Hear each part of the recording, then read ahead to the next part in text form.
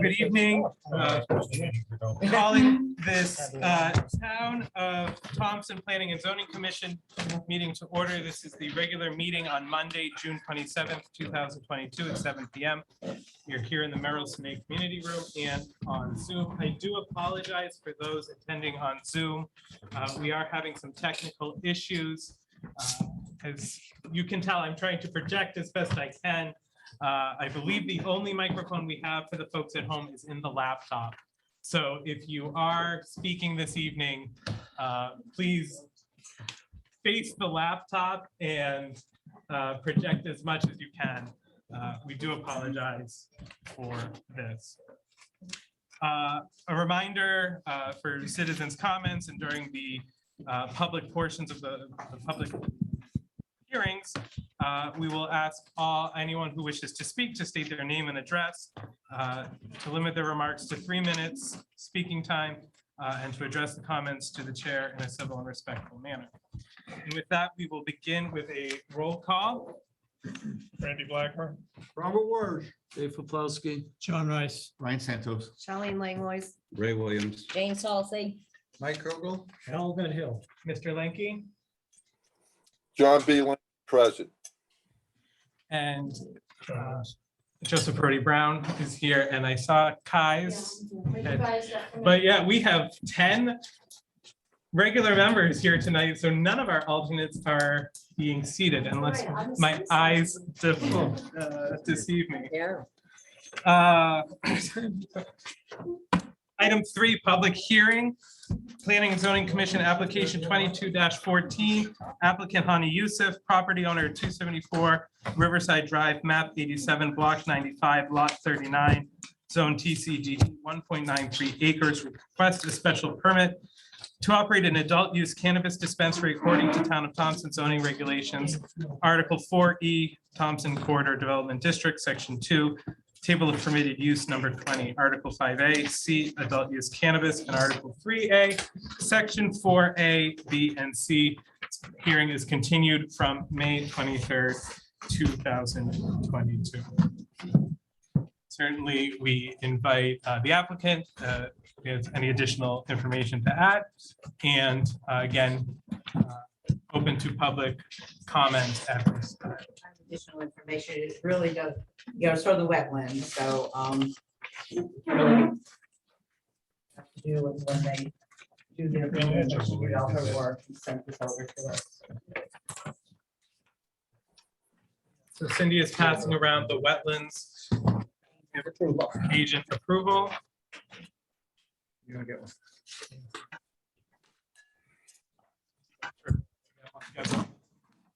Victoria had one, Cindy? No, I can. Do is just the wetland approval. Approval. Yeah.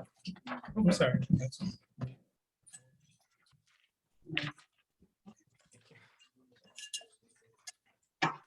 Yeah, Mr. Lenke, since I'm not in the meeting physically, and I don't have the inland wetlands comments, is it possible that Ms. Dunn could give a brief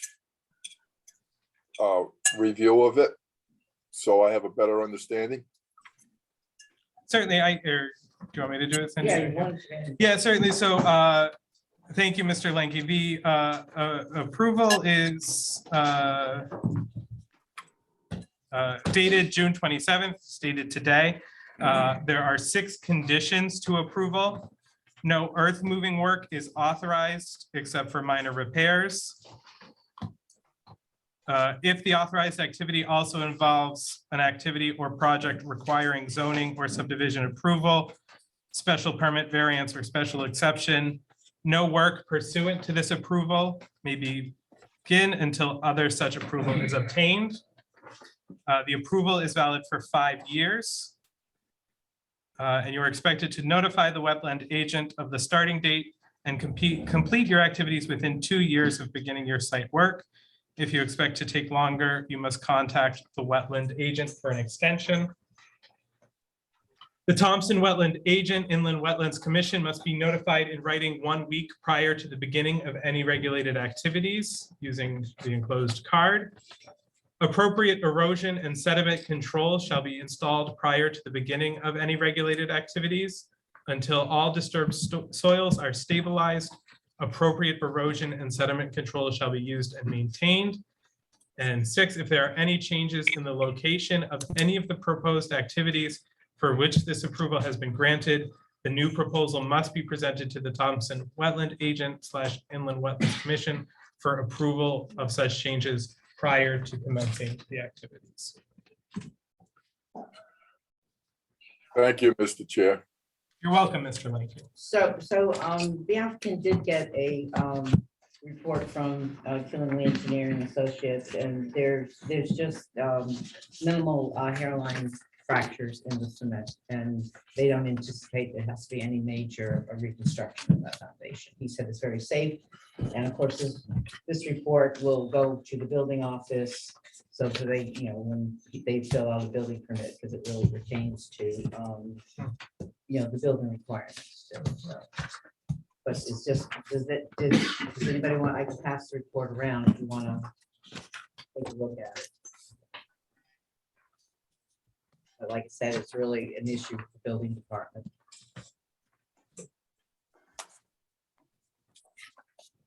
Question for Cindy. Mr. Rice. Cindy, how does the wetlands get involved with foundations? Isn't it the purview of the building committee? Well, it is, that is the building. So why is it, why was it because- contingent? Because I think in there, I read their minutes of their meeting, whenever they had, not this past one, the one before, and they were very concerned about the construction or the foundation. And I couldn't see, or I didn't understand why the If they have to wetlands got remove that- involved. If they have to remove that foundation, then they could be disturbing the wetland. Yeah, I know, but, okay.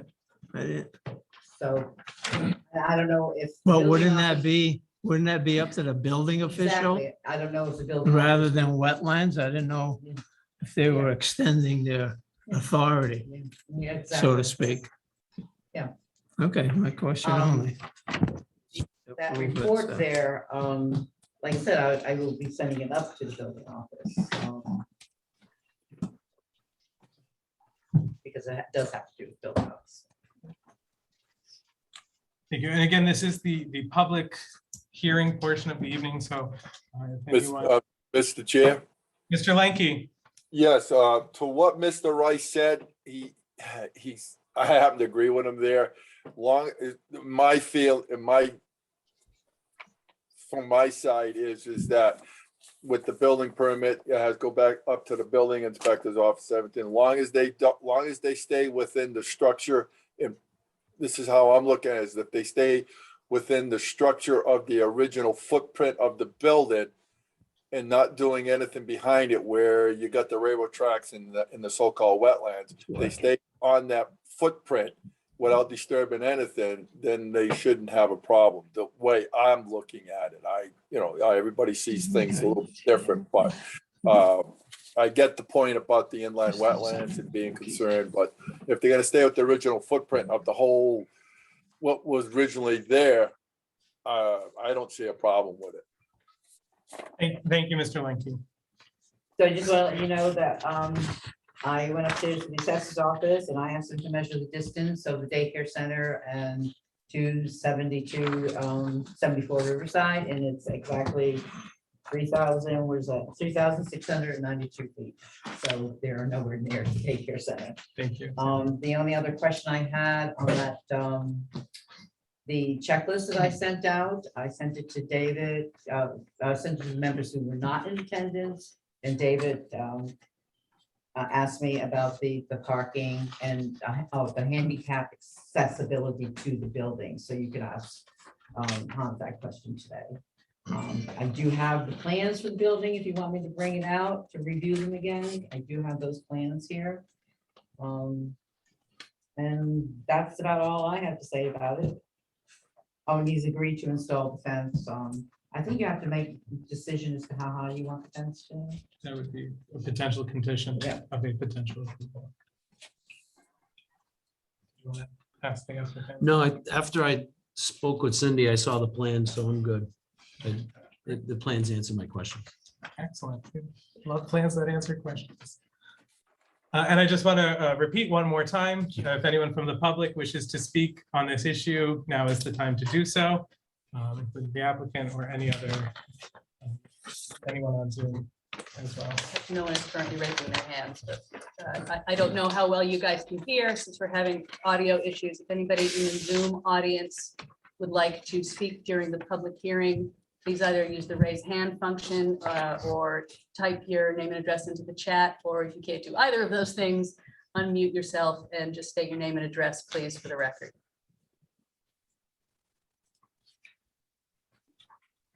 You got nothing? I would like to, excuse me, move 22-14 forward with the condition of like a 6-foot fence. So are you moving to close public hearing? Yes, I am. I'd like to make a motion that we close Wait a minute, 22-14. Ask. I've asked 3 Oh, times, did John. I thought you went to the thing first. I No, was We reading went this. to I've heard it a vote. couple We went to times. vote. yeah. Did you? All right, good. All right, Second move that, on. Mr. Chair. Was that a second, Mr. Lenke? Yes, Okay, motion made, Mr. Williams, seconded by Mr. Lenke to close public hearing for application 22-14. Any discussion on the motion? Hearing none, a yes will close, a no will keep open. Mr. Hill. Melvin Hill, yes. Mike Kugel, yes. Jane Salsa, yes. Ray Williams, yes. Charlene Langlois, yes. Not seated. All right, take it, right. John Rice, yes. Dave Paplowski, yes. Randy Blackmore, yes. Mr. Lenke John B. Lanky, yes. and Joseph Perotti Brown, yes. Closed public hearing for application 22-14. Item 3B, Planning and Zoning Commission application. Excuse me, 22-15. Applicant Strategic Commercial Realty Incorporated doing business as Ross and Materials, 58 Pomfret Street, Putnam, Connecticut, 06260. Property owner Christine M. Waldron et al., 20 Wilshire Drive, Worcester, Mass. 01609. Requesting a special permit for gravel mining operation. Applicant requested postponement to this meeting.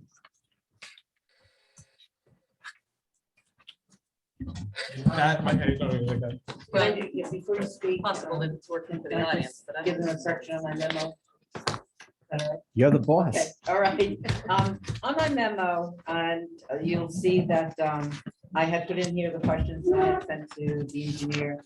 And the first question says, please confirm that property owned by Wyndham Land Trust is not within 100 feet of property boundary lines.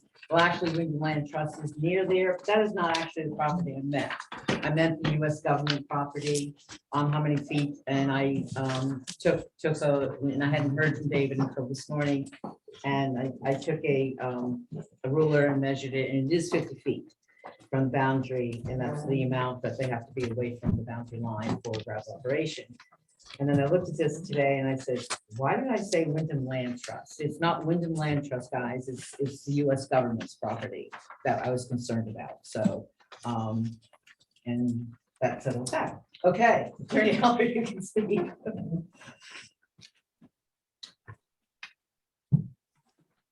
Good evening, Mr. Chairman, members of the commission. My name is Harry Heller. I'm an attorney with an office at 736 Norwich New London Turnpike in Uncasville. And I'm representing the applicant Strategic Commercial Realty doing business as Ross and Materials and the property owners in this proceeding. With me this evening are Andrew McCoy, an associate in my office, David Held from Provost Rivero, consulting professional engineer on the project, Madeline Smith, in-house counsel to Strategic. And we also have Tim Harmon, who is a consultant or an employee of Maine Blasting, who is our blasting operator for the Rawson project. and he is available by Zoom to answer any questions the commission may have. This is a special permit and site plan application for earth product excavation under your earth removal regulations. As a preliminary matter, I understand, and I wasn't involved, but this property was before the commission some time ago on an application for change of zoning district classification to the business development district. And representations were made to the commission that this operation probably would not commence for 7 to 10 years. And when this application was received, I believe 2 months ago, there was some concern that we were in quickly. So I want to explain that.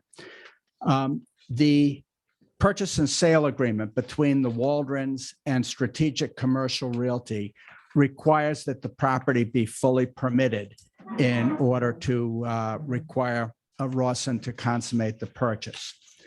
What was represented to you by Mr. Held when the zone change application before you was entirely correct. As part of our client's strategic plan, this property is slated for future supply 7 to 10 years out. As I'm sure you're aware, Rawson is a large operation, particularly up here in the Quiet Corner, and their strategic planning is done on a 10-year or more basis. So they have to ensure that they have supply in order to meet their needs on a commercial basis going out for at least 10 years. So again, what was represented to you is correct. This is not something that is proposed to start tomorrow, but we are slated to start this project probably somewhere in the 7 to 10 year period from today. As you know, your commission and your regulation requires renewals. So even though there is no activity, it will be before you on a periodic basis as required by your regulations if the approvals are granted in order to keep those approvals in full force and effect. The parcel, which is slated for excavation, is a 31-acre parcel. It has an address of 0 West Thompson Road. And I have a board with exhibits. How would you like me to set that up so people on Zoom can see and We don't the have a audience? lot of flexibility with this camera. I can maybe boom it a little bit in that direction, but it's not gonna get you much.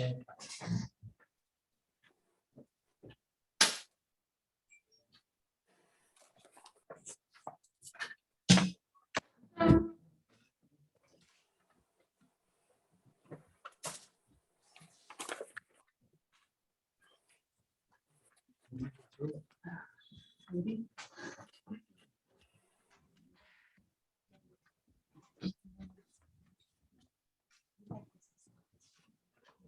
Like with fire here. The microphones even work. I don't think the microphones are Yeah, don't working. even bother with No, okay. So as I indicated, on page 1 of the site development plan is an aerial view of the property. The property is highlighted in black. As I indicated, it's 31 acres. We're proposing excavation on about 16.6 acres of that parcel. This parcel abuts southerly on an adjoining parcel currently owned and operated by Strategic Commercial Realty, where there is a comprehensive earth product excavation and processing operation. There are several crushers on this property. Both superficial earth product is being excavated and rock is being quarried, processed on the property, and access to this property is gained by virtue of a driveway out to Reardon Road. If this excavation is permitted by your commission, all of the material excavated from this parcel will be taken to the processing plant on the adjoining parcel to the north, owned and operated by Strategic. A number of years ago, your commission permitted the excavation of superficial material on the Waldron property. And that excavation was completed. So there is an access road that leads from the existing processing facility property to the Waldron property. And all of the material will be taken out through that access road, processed, and then will leave the site by way of the driveway to Reardon Road. We are not proposing any development on or access to the frontage that the property enjoys on the north side of West Thompson Road.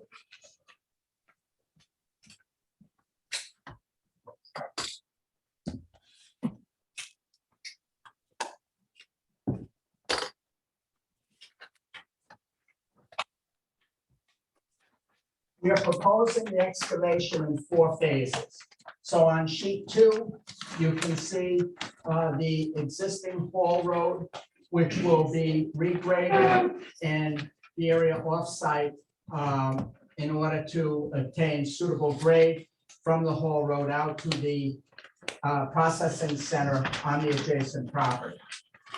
There are significant wetlands located along the easterly portion of the property. The riparian corridor associated with the secondary channel of the French River.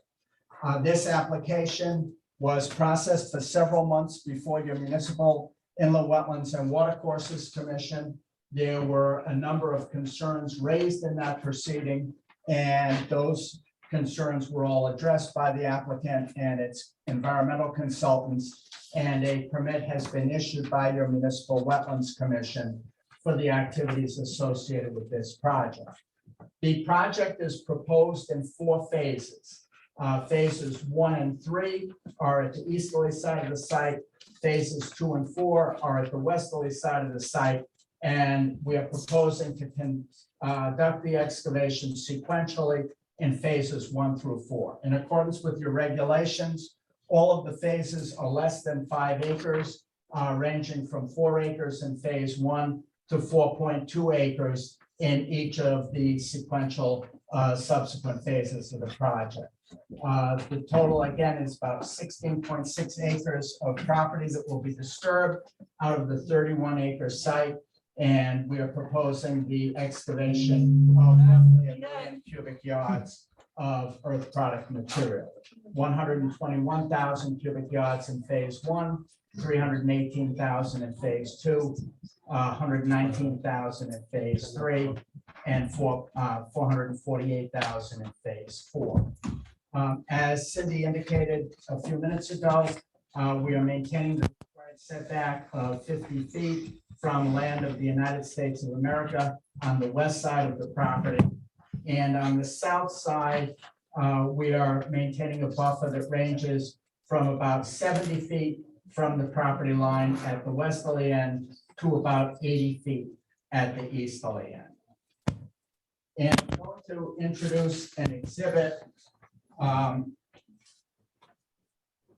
We really only have one dwelling house that's remotely in proximity to this project, which is located on the adjacent property of the Ashton Briggs family to the south. And from your GIS system, we have measured the distance from our nearest point of excavation to the nearest structure on that property, and it's 417 feet. And I'll enter that into the record.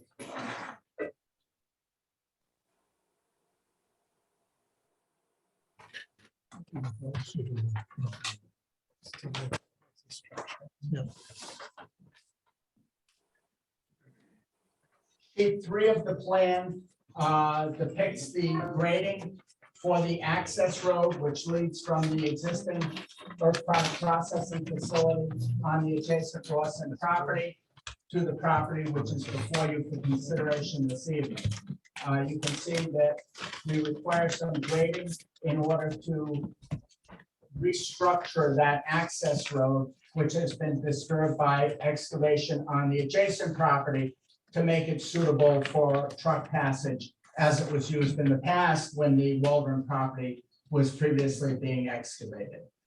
We have 2 culverts under 2 wetland systems. One is off-site, one is off this page rather. The second one is in this location here, just to the west of the regrading area. And both of those crossings were reviewed and approved by your Municipal Wetlands Commission.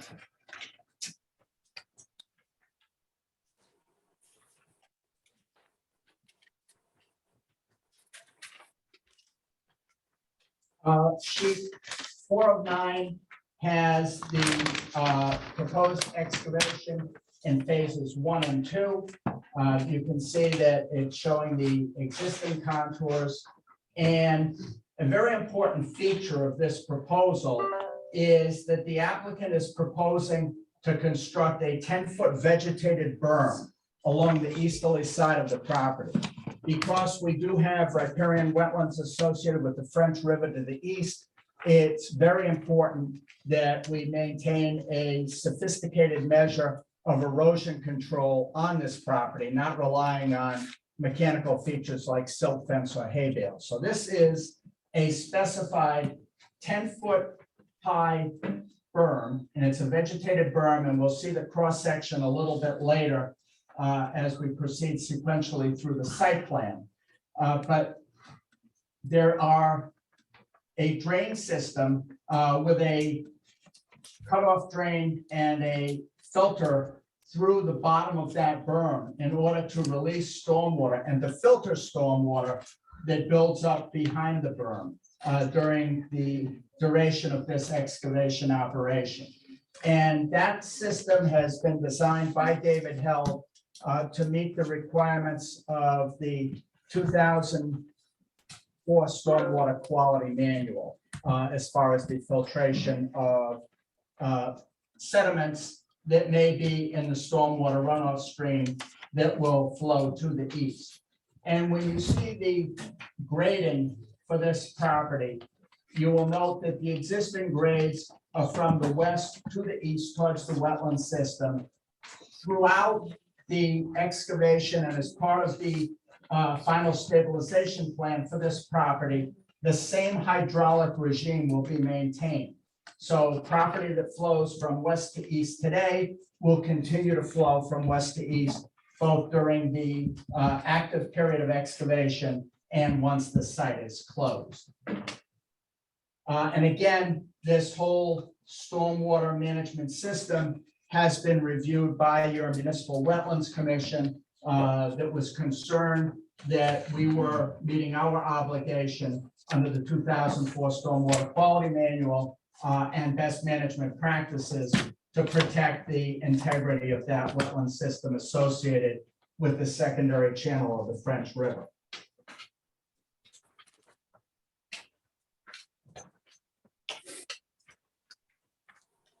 Sheet 5 of 9 mimics sheet 4 of 9, but with respect to the southerly two phases of the property, phases 3 and 4, and you can see that we have continued the 10-foot vegetated berm to the southerly limit of the proposed excavation.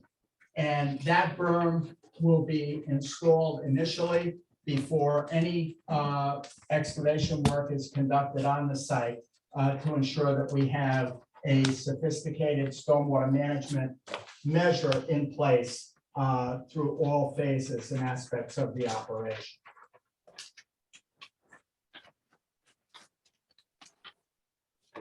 Sheets 6 of 9 and 7 of 9 are two cross sections. Sheet 6 is cross section AA, which is a section view from west to east.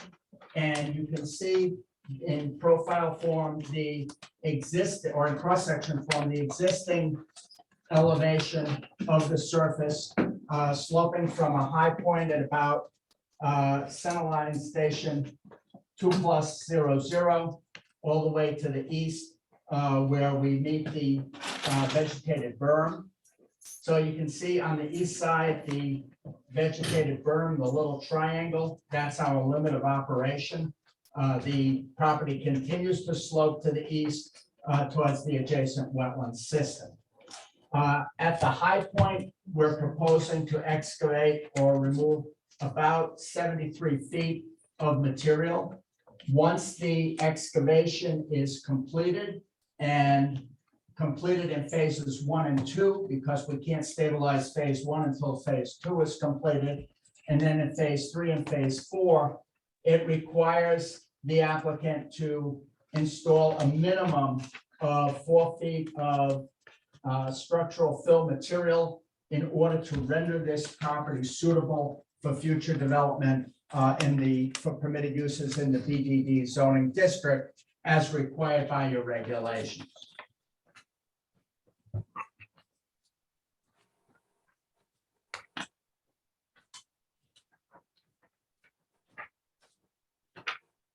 Sheet 7 of 9 is a section view looking from north to south. That's section BB. And again, you can see the profile of the existing elevation in section view, and also the requirement that upon completion, that the entire excavation area be backfilled with a minimum of 4 feet of structural material in order to render the site developable for future commercial purposes.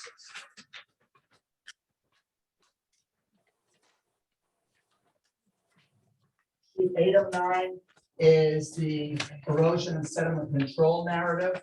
But what is of interest on this sheet is the vegetated berm cross section, which is the berm that we were talking about at the east side of the site. You can see that it will be created by fill. The dashed line is the existing elevation of the ground today. That will be constructed at the slopes depicted on the plan. And there will be a layer of contact C200 or equivalent geotextile that will be installed over the free draining material drain through the bottom of the berm in order to protect that free draining material from infiltration from fines that are in the vegetated berm during the period of operation of the project. Behind the berm is an area where water will collect, and that will be designed to introduce water to that free-flowing material so that it can be released from behind the berm, filtered as it passes through, and result in clean water being released back to the environment where it flows today.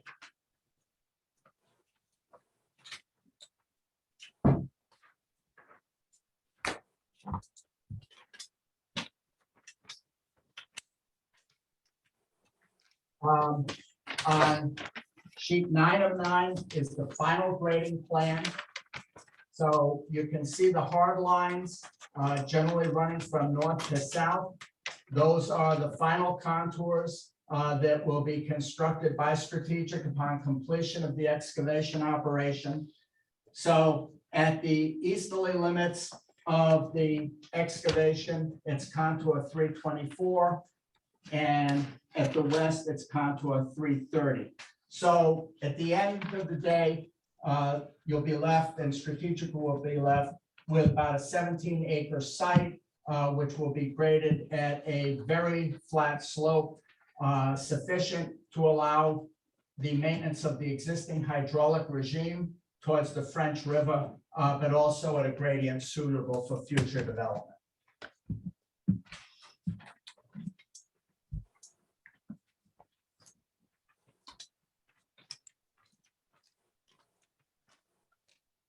And sheet 9 is the survey of the property. You can see that the easterly limits of the property is the riparian corridor associated with the secondary channel of the French River. The project site is 31.4 acres.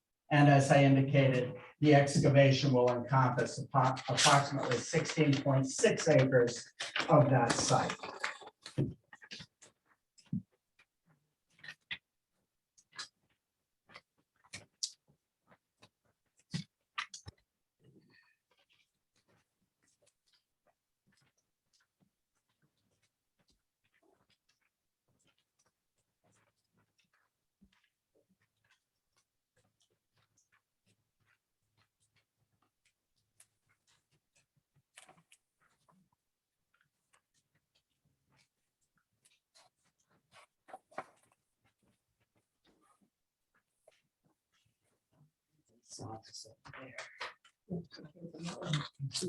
I have more of them if you. Yeah, it didn't get. That's why I didn't see it. I've got plenty. One in color. Who wants the color? Yep. This is showing the distance to the closest structure. Thank you.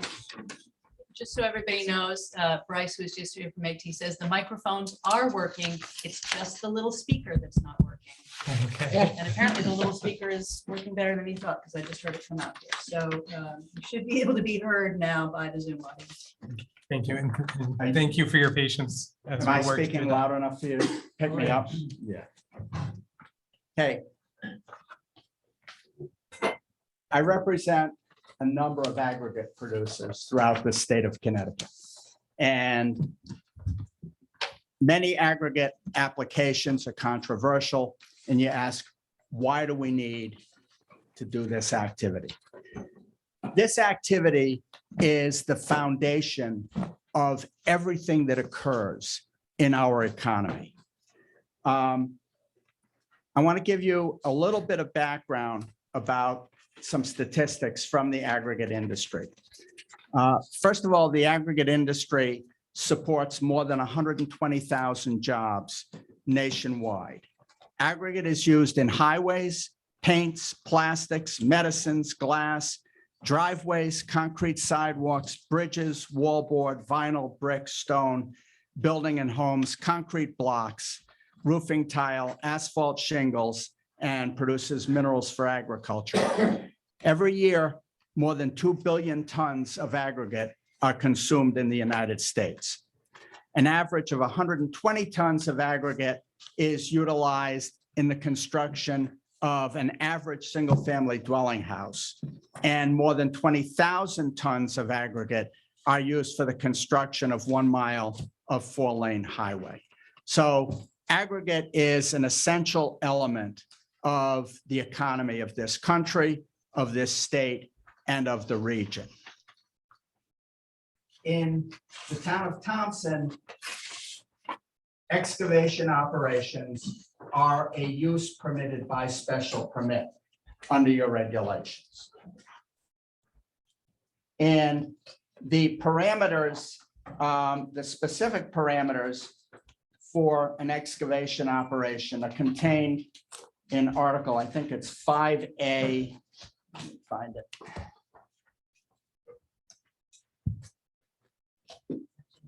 Section 3. It's 5/8. You're right. Yeah. 5A, section 3. 5A, section 3.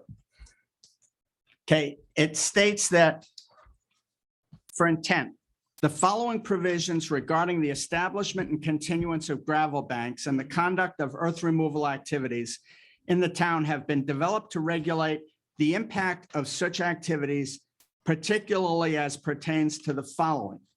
Number one, protection of environmental resources, including but not limited to preventing materially adverse effects to the supply and quality of surface and underground water.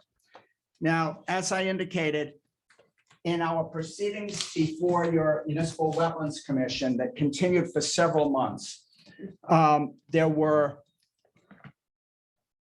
a number of issues raised that had to be addressed by the applicant, not only dealing with surface and groundwater quality, but also dealing with potential impacts to the riparian wetlands to the east in the backwater area of the French River. In order to address those concerns, the applicant retained the services of REMA Ecological Services, which is one of the preeminent ecological firms in the state of Connecticut. An extensive study was done of both the hydrology of that area as well as the resources that are located within that area.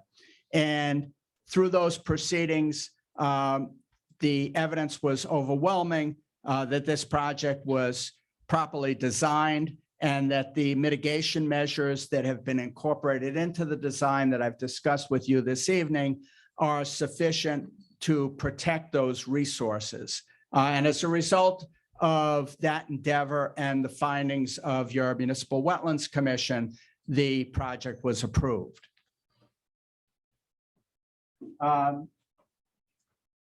Sub B, preventing the contamination of air, water, and soils. As I indicated, this project has been designed to maintain the pre-development hydraulic regime. Although there is some superficial material on this property, the majority of the material to be removed is rock. Rock will be extracted from the ground in controlled blasts. And so you're going to have much less dust than you would have with a superficial material earth product operation. As I indicated, the material will be transported to the processing plant on the adjacent property, which is an existing permitted earth product processing operation. Truckloads will be covered during transport. And if there is dust created because of dry conditions on the road, that dust will be controlled by watering. Sub C, preventing materially adverse effects to hydrological stability and control of flooding, erosion, and sedimentation. Again, the key feature of the site that addresses this requirement in your regulations is the 10-foot vegetated berm at the east side of the site.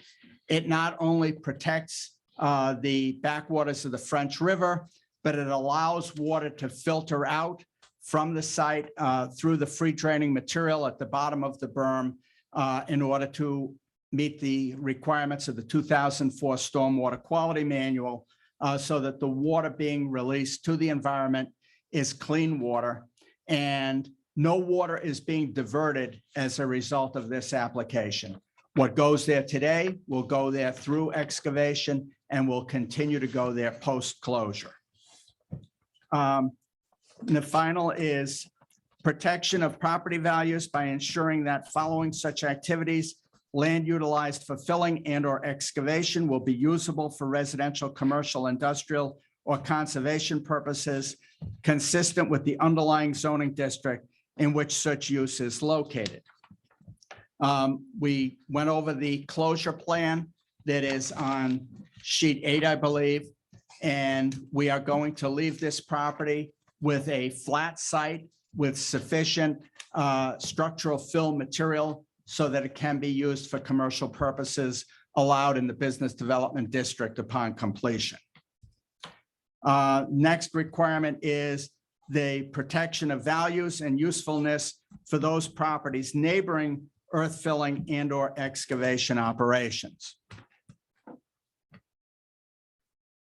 When we look at the overall aerial on the site, you can see that we have the strategic property to the north, which is an existing aggregate processing and extraction operation. We have industrial uses to the east. We have to the west, lands of the United States of America. And we have one residential neighbor to the south. And as I indicated, based on your GIS system, the closest structure on that property is 417 feet from our nearest point of excavation. So we would submit that this will not have an adverse impact on property values on that property to the south. In your regulations, you have specific permitted hours of operation, which are weekdays, and then on Saturday, I believe, from 7 to noon. So activities in conjunction with this project should not be conducted at a time that they would be conflicting with commercial operations on that property, which I understand is utilized, among other things, as a wedding venue. So we have been cognizant of that use and have designed this project in order to maintain a greater separating distance from our property line than is required by the regulations in order to make sure that we maintain a sufficient forested vegetated cover. As you can see from the aerial view, this area is all vegetated so that it will screen the activities on this property from our neighbor to the south. In order for this application to be permitted by your commission, it must be, you must make findings. Number one, that the application is in conformance with the specific evaluation criteria for earth product excavation operations contained in Article 5, Section 3A. Yes. 3A. 5A, section 3. 5A, section 3. Your numbering is confusing, but I'm learning of your regulations. And it must also satisfy the general evaluation criteria for all special permits contained in Section 3 of your regulations.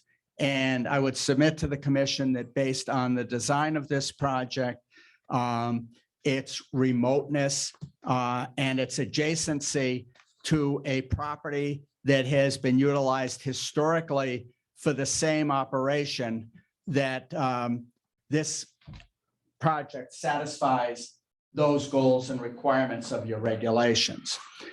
The other thing that I would point out is that this operation will not generate any additional truck traffic on local roads. As I indicated, all of the material extracted from this site will be moved to the processing plant on the adjacent property so that the access onto Reardon Road will be utilized as it has historically been utilized for many years with no new point of ingress and no additional truck traffic that doesn't exist as of today's date. Now, when I filed the application, we requested a deferral of a portion of the application fee that is required by your regulations with respect to this operation. As you know, I think it was in 2020, you adopted a regulation that requires an application fee in addition to the other requirements of 9 cents per cubic yard of material removed. As I indicated at the beginning of my presentation this evening, the proposal here is for the excavation of about 1 million yards of material commencing anywhere from 7 to 10 years in the future.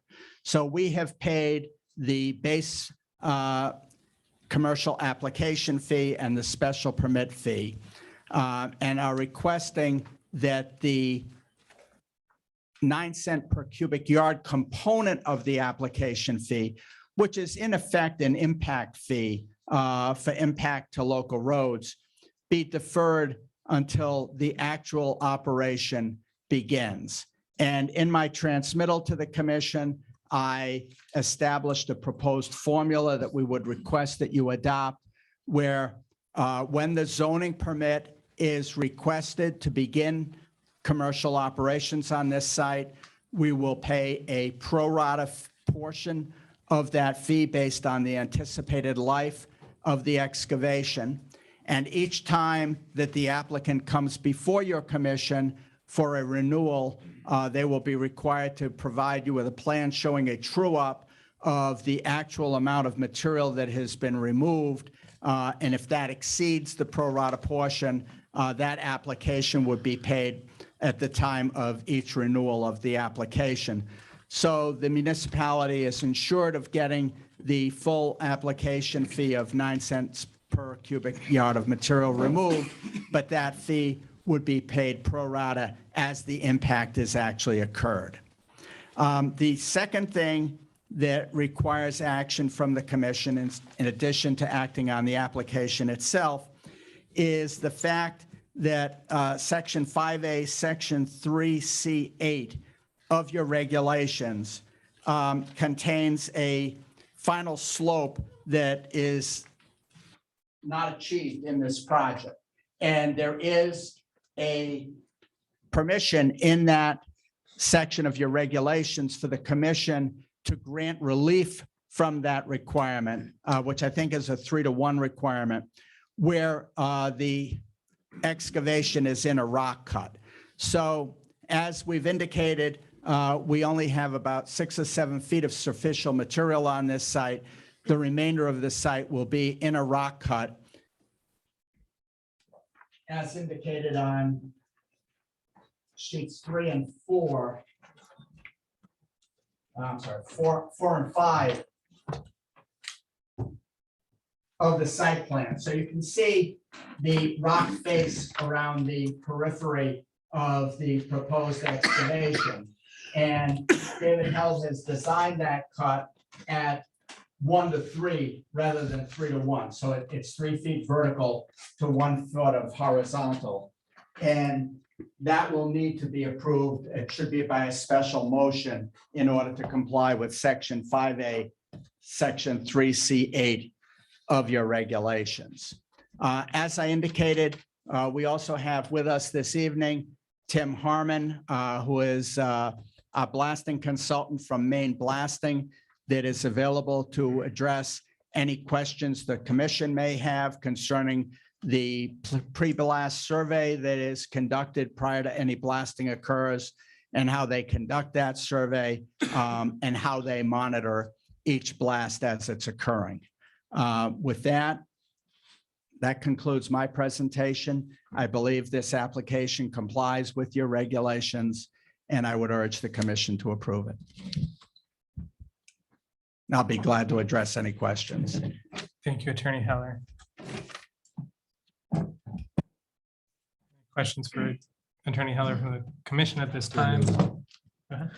So as this progresses and it's using the current strategic site as access egress, does that push out the development of that parcel of land now because of this structure?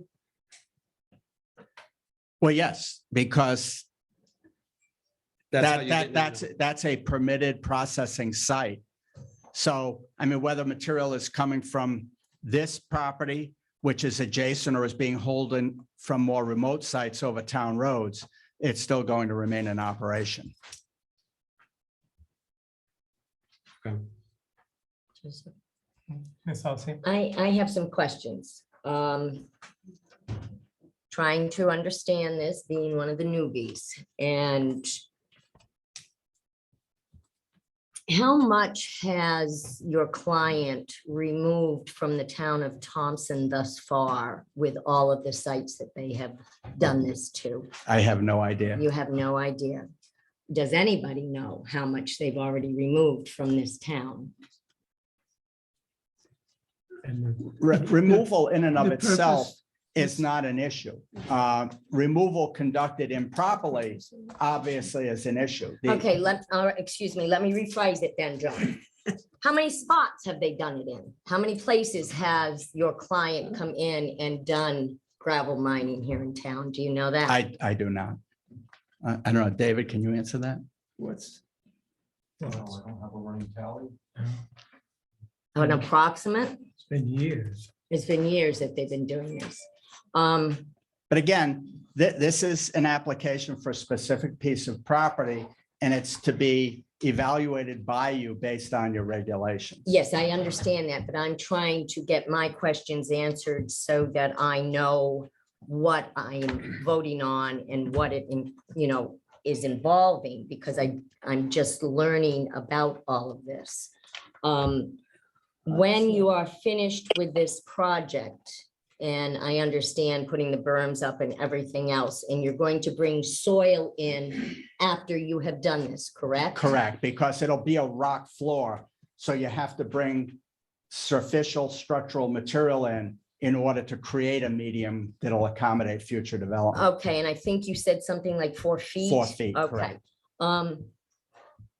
Do you just bring that dirt in and put it down? Is that how it's done? Well, it's brought in, it's structurally filled, Okay, and then it's leveled, yep, and then it's loomed and seeded. loomed and seeded with, I'm assuming grass? Yeah, I mean, it's probably, unless there's a use for it at that time, It's probably not going to be grass like you have in your lawn. It's going to be a grass that doesn't require maintenance. Okay, and the site now has vegetation on it?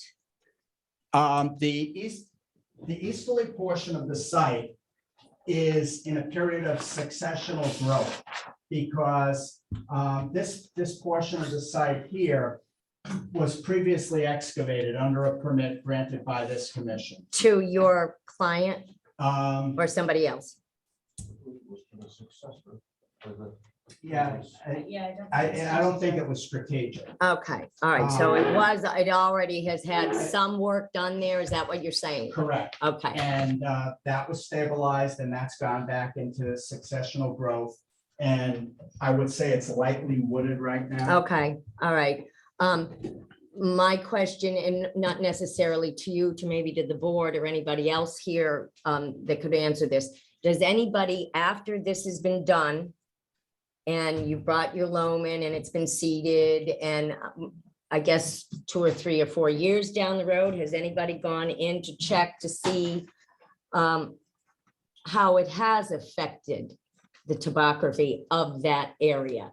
My concern is that, you know, let's just take the rain that we got today. That was a pretty heavy rain and things get washed out. And that's my concern. Yes, you're gonna put 4 feet of soil down, and you're gonna put stuff, grass seed or whatever, so that it does not have to be managed more or less. But in heavy rain, snows, water runoff, if there's nothing holding that down with roots and everything else, it is easily washed away. As part of the application process, we've provided a bond estimate, and the applicant is required to post an erosion and sediment control and reclamation bond. So that bond is maintained by the town until the site is fully stabilized. Fully stabilized. Okay, and I guess my question to anybody in here is, does anybody go in and check these sites that have had gravel mining done and supposedly taken care of over the course of the years so that the vegetation and or stuff that the habitat is still in good condition? I mean, that's one of the questions that I have. Does anybody go back and check this? Cindy, does anybody? I drive by 463 Quantic Town Farm Road or 480, whichever one that was, and it's beautiful out there. The one Stabilized. that is at the end of Spicer Road? Yes, and it's beautifully stabilized. The one in New Road, it's their housing lots, it's a subdivision. And people are buying houses and building houses, and you know, as long as they clear it with wetlands and any issues there. Building permits come to me, and as long as they do their setbacks, it hasn't seemed to be any problem up at New Road. Those are my 2 big experiences in the 4.5 years I've been here. Okay, okay, that kind of answers one part of it. What about the habitat that is affected by destroying their area? Is there anything that's checked on that? I mean, yes, I know you're putting the berms up so that stuff does not get into the river and the US part and side and stuff like that. But my question is, how is the area totally affected when something like this is done? The area to the east of the berm, both on our property and the adjacent property, which is the backwater of the French River, is designated on the state's National Diversity Database mapping as a critical habitat area. So that was why it took us 4 months to get through wetlands. There was an intensive investigation done by the Wetlands Commission.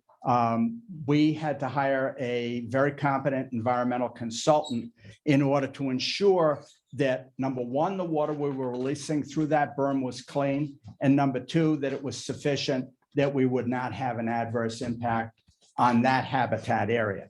And the area of the site itself, obviously, when you take an area that's either forested or in successional growth, you're going to have some dislocation when you develop it. I mean, there's no two ways about No, that. I understand that. I'm just wondering about the overall total effect. Yeah, but the important habitat areas have been investigated, and it's been determined that we will not impact those. Okay, Just real quick, Gene, that's what we hold the bond to. okay, So we have the right to go inspect it ourselves, or us, Cindy, or other people.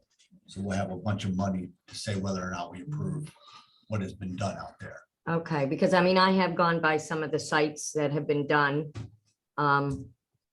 Yeah, they look stabilized, but that's about it. Not very pretty. Well, you'll be able to make comment on that. Yeah, so I'm just, and I think, you know, from what you've said and I think I've had my questions answered. I might have a few more later, so I'll be around. thank you very much. Mr. Chair, Mr. Santos, Mr. Lanky, and then Mr. Rice.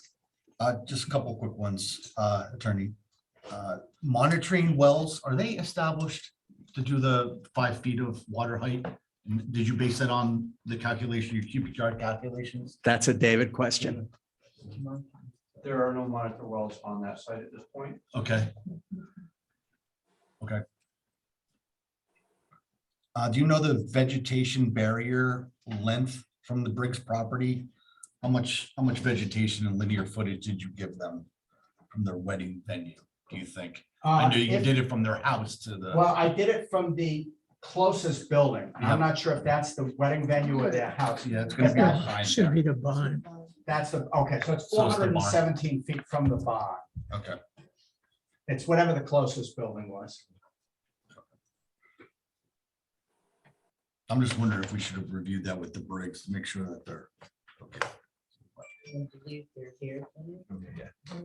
Yeah. It's 70 feet to the edge from the back of my property line to the base of that. I'm just wondering in the winter time, I mean, I know you're not doing weddings outside of the winter time, but will you be able to see this We operation? will see it, you know. I know you wrote a previous letter about it, but I figured I'd bring it up. Maybe we can discuss internally after we close the public hearing. On the same vein, I'm not so sure I feel about Saturday operations, given the wedding venue operating over the weekend. Maybe we can limit it from April 1 to October or something along those lines. Is dust water control something that you do internally? Where you say, oh yeah, it's really dusty, I'm gonna go do it, or is it complaint driven? Like, would the Briggs have to complain about the dust? Like, No. what triggers it? They have a water truck on site, so Yeah. it's self-monitored. Okay. Obviously, if there was a complaint, that would probably trigger an Yeah. inspection by Cindy, Okay. but it doesn't require complaint. Okay. And that's not, you know, related just to this operation. I mean, most competent excavation operators have Yeah, the water watering buffaloes. capacity all the time. Stuff like that, okay. Is it your intent to complete the first phase before moving on to the second phase? Yes. Okay. I know. And then once 1 and 2 are completed, it'll be, that area will be stabilized, but for the Hall Road. Yep. And then sequentially, then 3 Are and you gonna 4. complete phase 1, backfill, seed it, No, no, then move no, on to 2? no. So it's 1 and 2. then 1 seed and the whole 2. thing. right. Okay. Just by the nature of the operation, you couldn't do it. Okay, very good. Totally understood. Bonding, I saw David's letter about bonding values, 12K per acre. I just wanted to make sure that we're talking the same financial values here. So I had 16.6 acres times 12,000, that's a $199,200 bond. Are we on the same page with that? Yes. Okay. The meeting, I read through the meeting minutes, so I missed the last meeting, said something about fee duration excavation 10 years, they will pay 9,000. 90,000 it should be. Yeah, that was That my, was in November. okay, so that was updated. Okay, yeah, $90,540, which we can talk about later about how that's phased. I wanted to hear more about the blasting and what the operation is around that. Yep. Could we, someone talk to that? Just what's happening with the blasting? Yeah, Is that- Mr. Harmon.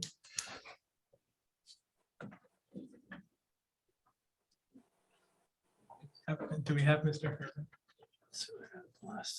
That's everybody who's in the Zoom room, is whom you can see.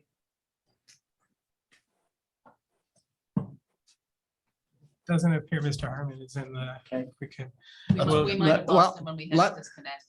Yeah, I'm not an expert on this, but I've done a few of these. Yeah. So let me just go through the protocol. Under Connecticut law, blasting is what's called a strict liability activity. So if there's an adverse impact, you don't have to prove negligence. If you conducted the activity, you're liable. So obviously, blasters have to be very careful, and their insurance requires them to follow a specific protocol whenever they go to a blasting site to blast. So the first thing they have to do is they do a pre-blast survey, which is a meeting with residents that are potentially in the zone of influence of the blast. They install, if they're allowed, monitoring devices in the wells. And then as each blast occurs, they have a seismograph on the site recording the seismographic influence of each blast. And those have to fall within specific parameters. So every blast is monitored. And obviously, when you're blasting rock, they use mats, so you don't have flying material. Okay. But Dave, I don't know if you want to add anything to that.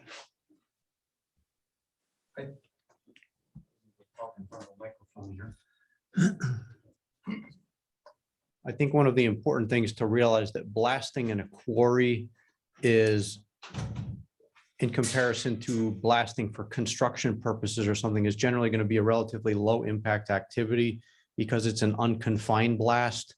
You're blasting a small sheet off of a face usually.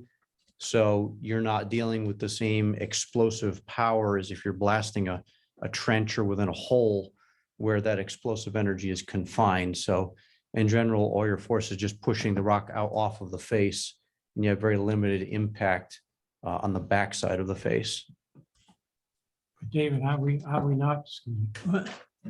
Yeah, so just, we've got, Yes, I have one final one, and then I'll move on. Sorry. No problem. Harold.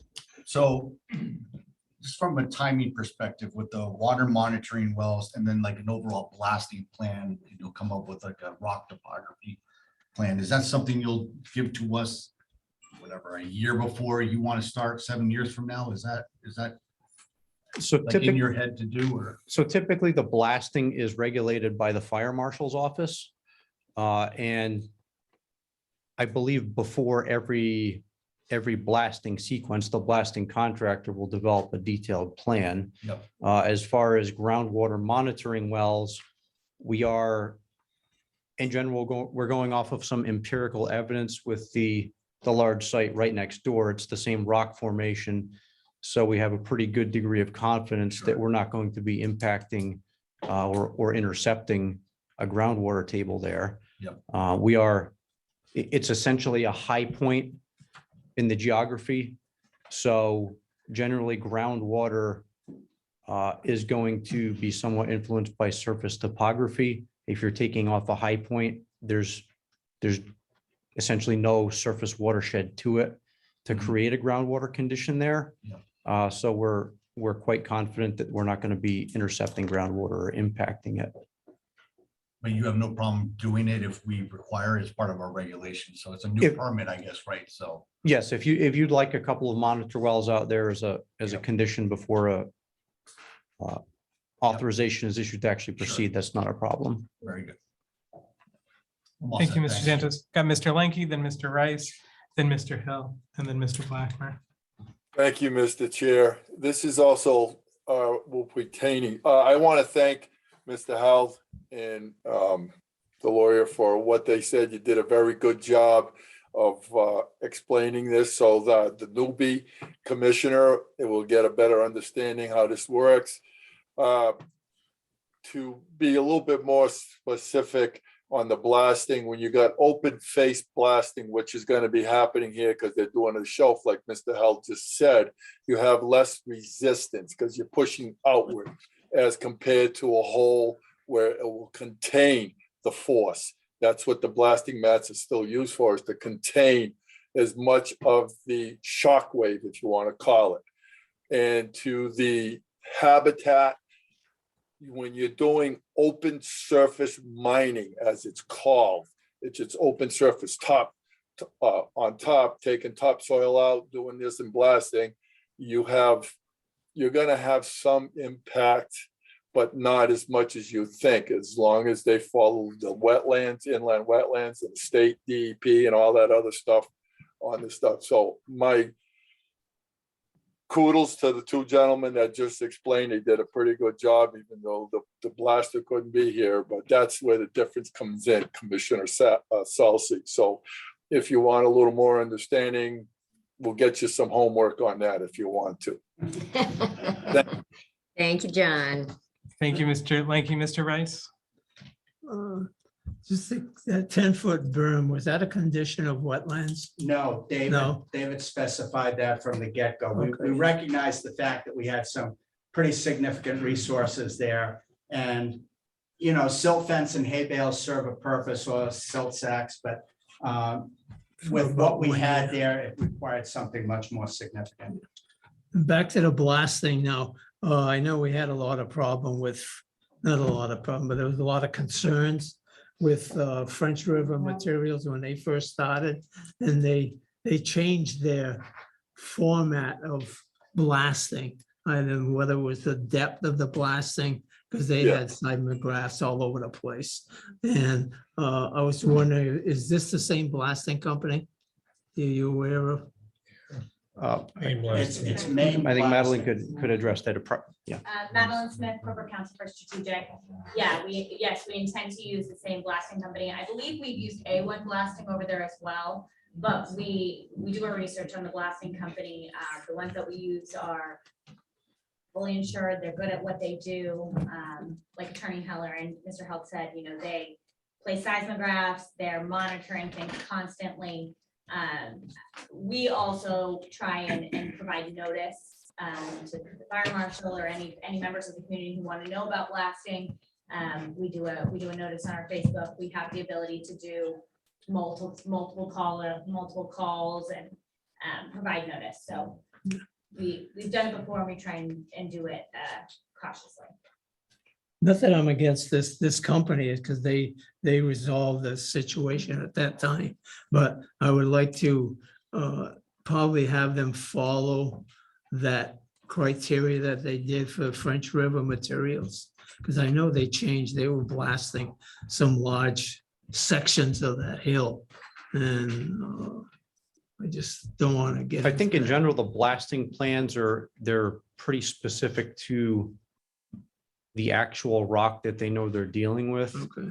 And the other thing that I don't know how they started the procedure at French River Materials, but something that will probably take place here is at the westerly limits of the work there, where you generally got the highest elevations that you're dealing with. Typically, one of the first things that the blaster will do, they'll actually go drill a series right at that limit of work, and they'll do what's called a pre-split. So the purpose for that is simply to fracture the rock at your final proposed slope. So that serves two purposes. Number one, you know you're getting that final proposed slope correct, so you're not creating an overhang or a hazardous condition when everything is done. And the other thing that does is it also isolates the area where you're actually going to be continually blasting off the face. So even whatever explosive energy you do have that's going back into the formation is kind of buffered by that pre-split line where it's already fractured. So you're basically isolating your quarry area by doing that. The other comment I might have is concern with the neighbor, as Brian just mentioned, the wedding venue. The possibility of that, if you're going to be blasting on a Saturday, I would think that that you would notify or probably have the schedule from your neighbors as to when they're going to have a wedding venue or any kind of activity where there'll be groups of people there, that you don't have blasting on that We day. have no problem with the condition. Yeah, There's no because blasting. that's one of my things. I was just wondering Yeah, no. how you felt about that. That's the same thing I was Yeah. gonna bring up. Yeah. No issue with that at Yeah. all. Thank you. Anything else, Mr. Rice? No, sir, not this time. Mr. Hill? Of the 4 phases, if I heard Mr. Heller correctly, we're going down a depth of 76 feet. That's the maximum. Well, That's the that's the maximum that's shown on those cross sections. It's not necessarily the maximum for from the all. high point on the property, I don't believe. I see I just want to know what depth on all 4 phases we're going to be. And when you bring in your fill, you're bringing it up to the existing elevation, or is it going to be just 4 feet on the floor of the hole? So to answer your first question, the maximum height would be at this high point right here. Where the existing grade is about 420. We're proposing an excavation floor of about 320. So that would be about 100 feet of removal. Typically, that would be done. Typically, the blasters will work with a 40-foot maximum shelf depth. So that would probably be done in 3 shelves, 3 of about levels. 30 to 35 feet each. Okay, so we're going down And quite a as depth, far quite a as- depth. Yes, and as far as how the site will look when it's done, we're going to establish that rock floor of 320. And then as Attorney Heller explained, we will be bringing structural fill back in, which would vary from about 324 at the east side to I think about 328 at the west side. So we get Okay, very gentle but positive pitch to the site, but adequate material for future development. good. I just wanted to know what that depth was. I see plenty of horizontal, but no depth. Thank you, Mr. Hill. Mr. Blackmore? Just a curiosity, you're talking about checking for the water table.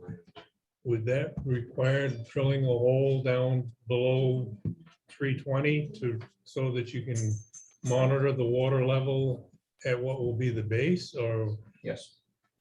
Okay. One thing I will throw out that monitor wells have limited usefulness in a hard rock excavation. Uh, I would say they're almost useless. If it's a condition of approval, we'll do what we have to do with it. It's not like you're dealing with stratified drift where you have fairly consistent groundwater elevation in rock. You know, if anybody's got a house and you drill a well there into bedrock, you know that the water elevation 50 feet from here to there could be different by quite a bit. Right. It's flowing in fractures. And like I said, at this spot here, we're essentially dealing with the top of a hill, which is the highest point all around. So there's no surface watershed to create a groundwater table within that formation that would be of any substance. So I agree. It's more of a perception than anything. Ms. Halsey? Okay, I just, okay, so you are going to go down as far as that rock bed, correct? No, No, There's a rock bed all the way down. It's rock bed all the way down. From experience, personal experience, when somebody went through a shale bed at my house, it disrupted everything. Not only cracked the whole foundation of my house, disturbed everybody's wells, caused all kinds of debris, dirt, everything. So I don't, is there any way that that can be avoided when you're going through these rock levels? Because I can tell you that my whole house shook.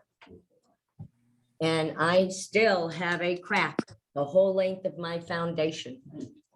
And when we have a lot of rainwater, I mean, they came in and sealed it and did everything that they were supposed to do, but you can't fix something once it's been broken. And the neighbors had problems. So the Briggs are the closest neighbors there, correct? correct. And there's nobody else there within that area, correct? Correct. Bricks. The Briggs are the, okay, so, because I know from personal experience what happened. And I can show you the crack down my whole foundation. Your And house is located on an acre and they're talking 40 acres. I know, but they had to go down over 450 feet. That was for your well? That was for my well. How far was that from your foundation? The well, it was the standard, where they put it in. From the- Well, I mean, it was where it was supposed to be on the property. And it literally, I thought my house was falling down and I was in it. So that's my concern that, you know, what is it going to do to his well considering there is blasting in such close proximity to his home. So, I mean, that's just a question that I have. There are specific seismographic limits that are determined to be non-damaging, and that's why they run a seismograph on every blast. Okay. The blasters protection, to make sure that those levels are not exceeded. I don't know if you know what the level is, but it's a specific level by regulation, not your regulation. Okay, but by yeah, okay, federal all right, regulation. okay. Thank you. Ms. Langworth? I guess I just have a question. You made a comment about our numbers being off, but looking at our new regs and using the new regs, was it easier for you to meet all of our criteria so that you felt comfortable coming in here to do the presentation and know that you've covered everything that was in our plan, so that when you came in front of us, you felt comfortable and confident that you could pursue this if we, Yes. okay, I just want, we put a lot of time into it, I just wanted to make sure. It was a very nice That- presentation that- and I liked how It's it flowed. complex. I mean, your regulations Yep. are fairly detailed and complex. Okay, thank you. From the other user standpoint, they're a little bit more logical. Thank you very much. I think that was the answer she was looking Yeah, for. that's what she was going for, yeah. I just wanted to make sure it was easy Yeah. for the Yeah. people looking at our Yeah. regs to come in here to want to plan and do something in the town of Thompson, that they felt this was very accurate and they could follow every guideline, knowing that they could come in and ask to do this and it would be approved or not. Thank you. Thank you, Ms. Langworth. This is, I just want to make sure, this is the public comment section of the public hearing. I do want both online and in person, Mr. Rice. If there are any comments or questions that anyone would like to speak at this time, I want to make sure people have the opportunity for that as well. The reason we're discussing this though, because if we close the public hearing. No, I they understand. can't be I understand, asking John. questions. I understand, yeah, but Okay. I do want everyone to Right. understand that they have the opportunity to They speak as will. well. Just like two things, one for Jane, we can make a requirement from them to actually have a third-party seismograph put on the Briggs Yeah. property line to monitor the seismograph, not just the blasting Yeah. equipment. Yeah. But a third party that represents, I guess, all of us, right? Yeah. So I just want to point that out. One final question on the vegetation is for the Briggs family member that's here. Your guessed how many yards of forest do you think there is between your barn and your property line? 100 plus or minus feet, but it's Yeah. all big oak trees, big pine trees. so Yeah. there's a dead zone all the way through. Yeah, so then it's an additional from the property line to the pit is what you think? 70. I think the numbers Yeah, are yeah. consistent. We measured 417, so I think. 350 yards. I mean, 300 yards is pretty. No, not 300. 300 feet. No, 300 I'm feet, saying 100 from the yards. Briggs, from his barn to the property line, 300 yards roughly. 300 feet. Oh, That's 300 Yeah. feet. 100 yards. 3 feet, 300 feet. Attorney Smith? Okay. I just wanted to let you know that our representative from the blasting company was able to get on, so if you have other questions, he is available. Thank you very I much. believe it's 300 feet. Julie Godfrey. Julie Godfrey. Julie Godfrey is a name in the list, yeah. Are there any questions for Mr. Harmon or for the attorney or Mr. Hill? What are the current conditions on the existing gravel mining operations? Is there conditions on that for the blasting or? Oh, yes. So- Very, very well controlled by the fire. Did you mean what conditions did Conditions. this commission Did put the on commission, Oh, no, was it just north not of? since I've been here, because it's never really come up. I No, know. do you know the property that's just north of this property, the other French River strategic? Materials. French River, right. So, no, you guys haven't put any conditions on it. You've asked questions. that have, it was before me. I don't know You've asked what questions. conditions I were do placed. know from what they said before, I think years ago, there was issues with it. But if there were complaints, we would be getting them here in the office. But like I said, the fire marshal really controls that. So no approval conditions at all.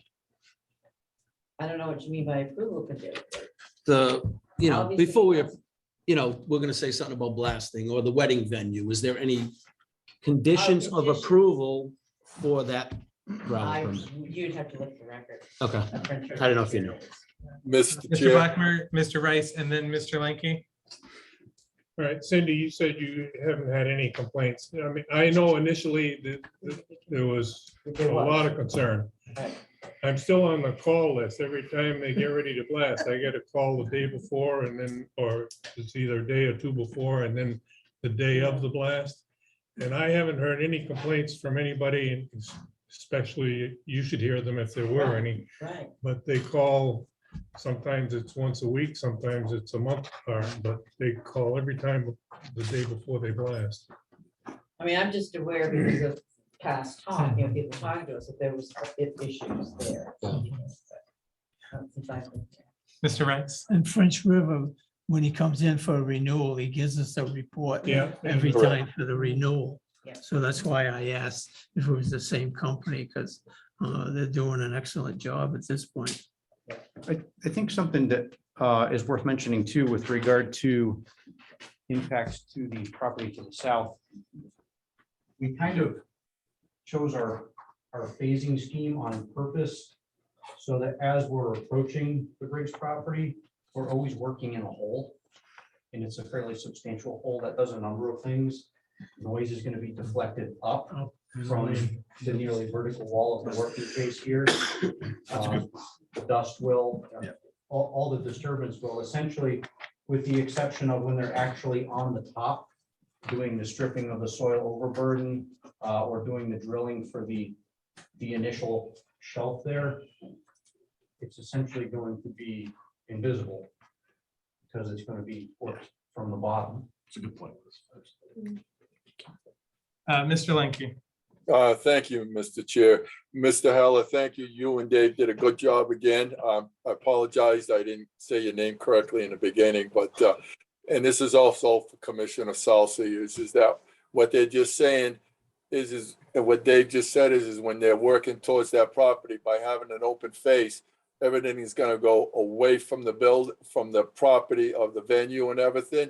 So that limits how much vibration, noise, and everything else that occurs, especially when they're using blasting mats. Because in the beginning with French River material, with the blasting, they started in the beginning where they had no real, and I walked that property with the commission in the first time.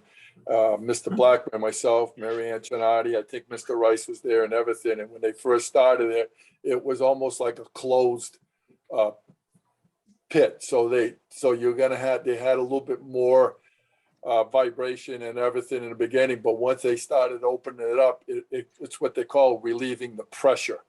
So once by doing that, you can continue. And then they started taking it down in shelves. Instead of trying to drill a whole face, they were doing a half a face, what they call half face drilling. So they were doing it in shelves, saying that minimizes any type of vibration, noise with the seismographs and everything. And I think they're doing a very good job. And my question is to Mr. Heller is that this phase of one of these 4 phases you got will not really go into effect or start within 7 to 10 years until the phase that was being worked on by now, that was taken over by Strategic from Dan Julian.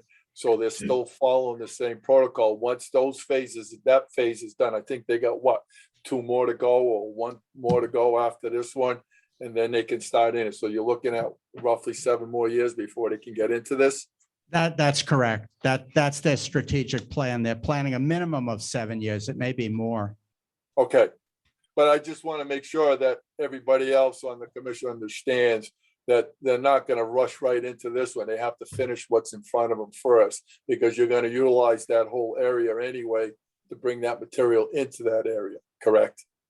Correct. Thank you, sir. Thank you, Mr. Lenke. Sally White. Yes, go ahead, Ms. White. Oh, boy.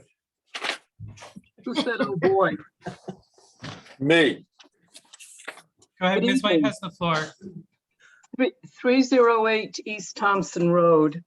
I think it would be suitable for some full disclosure that has been avoided here. And while I don't have specifics, it is general recall, but it's in the records if someone were to do the research. In terms of the blasting, there were homes across the river on Route 12, essentially in the area of across from the medical center, who had cracks in their well casings, in their foundations, startled people to the point where they also began not only to notify by phone, I believe, but they also were blowing a horn before.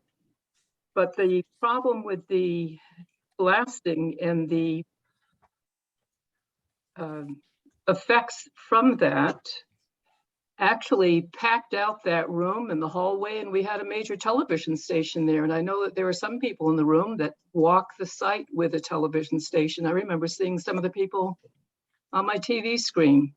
So it wasn't just an easygoing thing. There was a significant impact, and it drew quite a bit of reaction, and it caused havoc in some people's homes and their lives.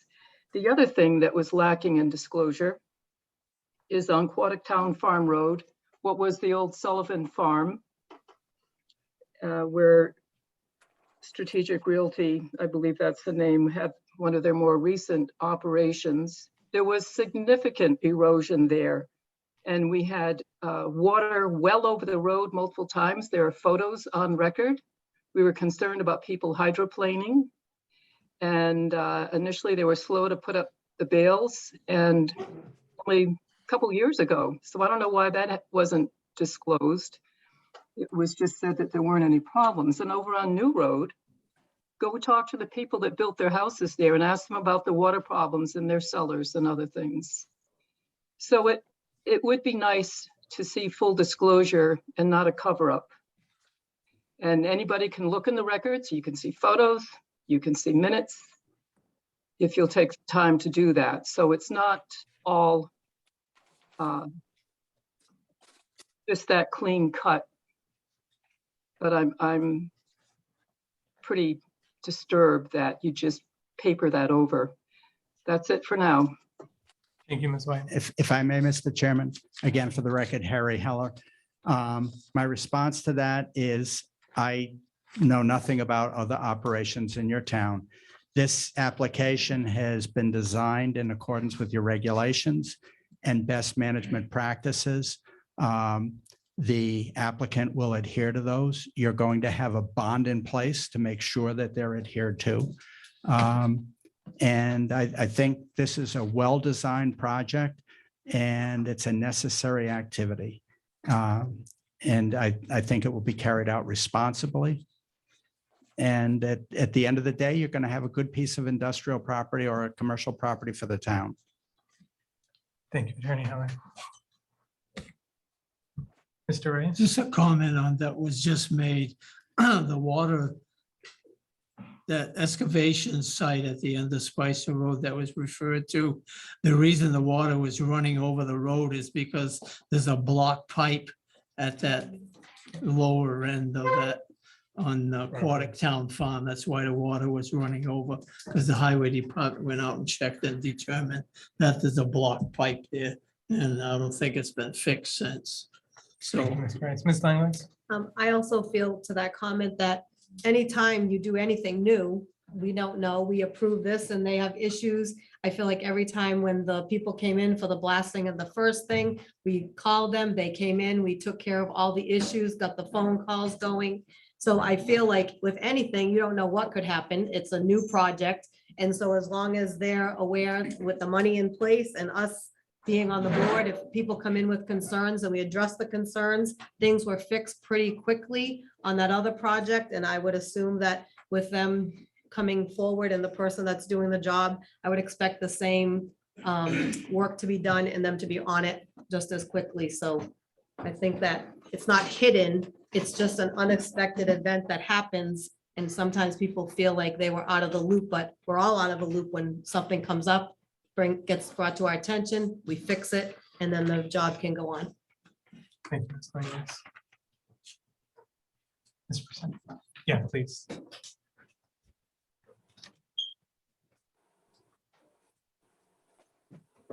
John Brissette, Lowell Davis Road. Mr. Popiak brought up a point. I'm perfectly fine with this, not against this at all. If you have the permitted use, do whatever you want, make the money. This is the first time I've heard that the other site that has been talked about numerous times as a potential commercial and revenue generating property will not be one for many, many years. So I'm curious if you have any knowledge of possible potential time when they may be able to convert this into a commercial property. Are we talking 15, 20, or is that going to permanently be a processing plant? That would be my question, because from a town standpoint, we're talking about a lot of development. We're trying to find spots to bring in, commercial properties. And every time I'm involved in any discussion, somebody brings that property up and says, oh yeah, we have that, we can do that. I'm hearing that we can't do that. Which again, his property, do what you want with it and whatever. It'd be nice to know that when we're planning moving forward. That's all. Thank you, Mr. Percent.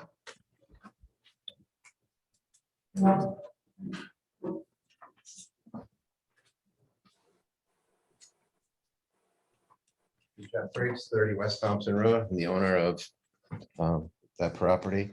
So I've been looking at a lot of these plans and, toyed with the rip back and forth. I understand they're going to do what they're going to do. And, don't really have the authority, the ability to continue to fight it. So I'm not against it. I'm not for it. However, I do have some things that I'd like to talk to you guys and just put into your list. First off, on the plans, it calls out no access from West Thompson Road. I think that needs to be clarified and highlighted on their permit that there's no access from West Thompson Road. Secondly, we have weddings both booked on Friday and Saturdays. So any activity that's going to be on Saturdays is going to be strictly detrimental to our customers. We've sold our property to our potential customers as the quiet corner. Come enjoy this barn, enjoy this property, and have a great day, memorable day. The last thing we need is drilling and blasting going on Saturdays. The other thing is a lot of our weddings are also booked on Friday afternoons. So if there would be a possibility to restrict the hours to like 3 o'clock, because most weddings start at 5 o'clock on Fridays, having order conditions. I understand truck traffic is what it is. The cars go up and down West Thompson Road. I can't stop them just for somebody's ceremony. The boundary, what we talked about a few minutes ago, which is 70 feet off the back of my property. In the notes on page 8 of 9, in the construction sequence, they call out throughout the duration of the extraction operation, a vegetated berm or 6-foot-high chain link fence will be maintained along the top of the operating face of the excavation operation in order to prohibit inadvertent trespasses onto the operating portion of the property. My question is that going to be just on the, I guess, the west face, or is that on all 3 faces? You're making 3 giant cuts straight down, or 3 to 1. So that would be one of my questions. Another question, note 12 on that same page in that same sequence calls for pre-blast survey. I think that my property is close enough that it warrants a pre-blast survey, not only of my well, but also the structure of the barn that was built in 1815 and the house that was built in 1815. So, 400 feet away blasting, I understand, I don't know the schedule of the blasting, and I'd like to be included when they do know a schedule, because I'm sure that they have something in their mind as to when they plan to blast, because that would be all associated costs that they would need to incur. And then also confirm that there's no rock crushing that's going to be taking place on this. I know it's been said that everything's going to be brought to the existing property. However, I would like to just reiterate that there's no rock crushing. The boundary that we spoke about, the 70 feet, during the winter months, we'll be able to see right through it. We can see right through it right now, pretty much, just because of the trees. There's no small undergrowth because the trees are so big. I'm proposing to you that either a double row of hemlocks or trees that are evergreen be placed on a staggered base so that we, in 10 years from now, we won't see, or have limited sight of their operation. And I understand that they're coming from the north to the south. So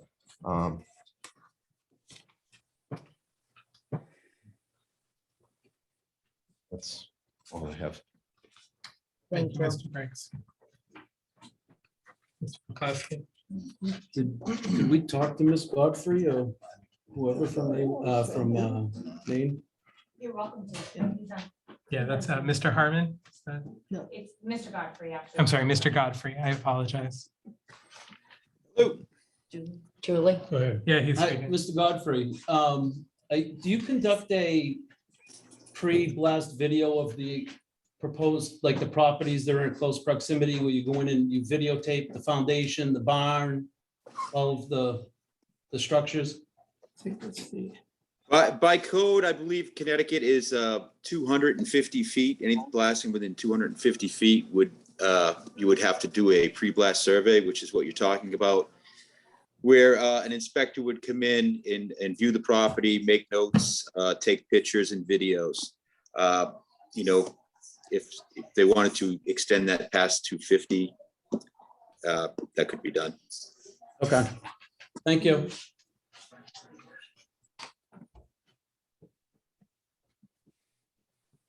Sorry.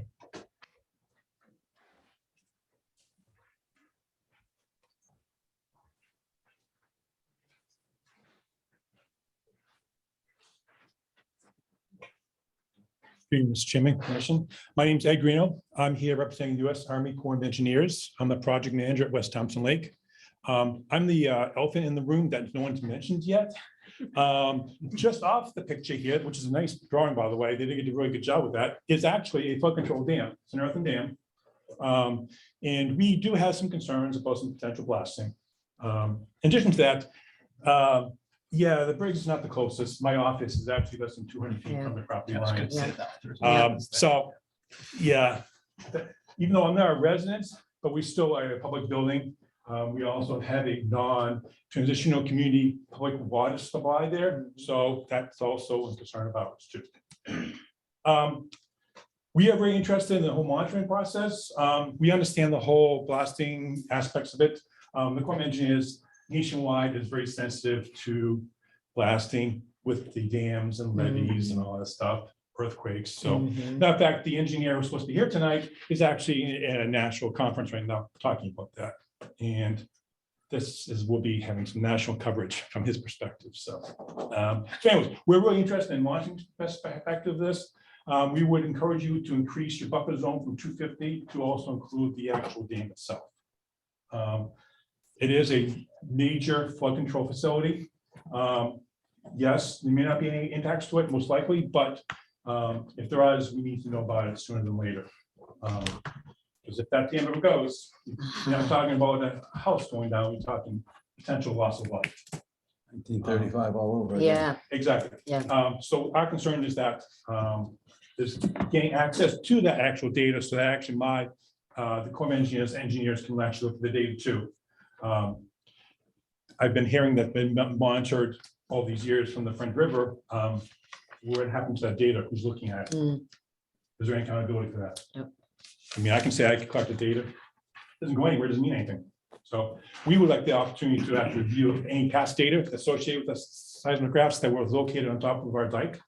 Also be notified for the blasting too. We're not notified right now. As you guys know, on your maps, we're referred to as US federal government. But we do have a face. Unfortunately, it's mine. I apologize right about that. So we will be notified, when there's monitoring, be included in that pre-blast survey. But otherwise, we don't really have any problems with the current operations, but we are a little sensitive to the dam itself. Last year, we did have a significant rock slide in our outlet channel. We don't know what happened, why that. We're going to be throwing a lot of money at it this year to study it, figure out why. I'm not suggesting it's because of the blasting, but we need to start collecting as much data as possible. Thank you for your time. Thank you, Mr. Serino. Thank you. Mr. Bruno, I think we just have a question.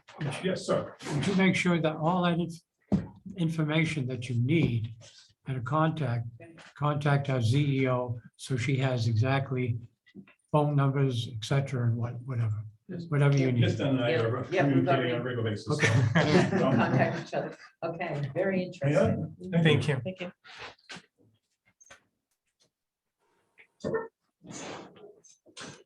Any other comments or questions from the public? Anyone on Zoom? Any of the commissioners? Mr. Chair, Mr. Lenke, I make a motion that we close the public hearing and come up with whatever conditions we need to put this thing going forward. motion has been made to close the public hearing for application 2215. Before it's too late, again, for the record, Harry Heller, I just want to represent that we have no issue with no blasting after 3 o'clock on Friday. And we're fine with monitoring the dam. I think we're doing it already. That's 7 to 10 years out, not now.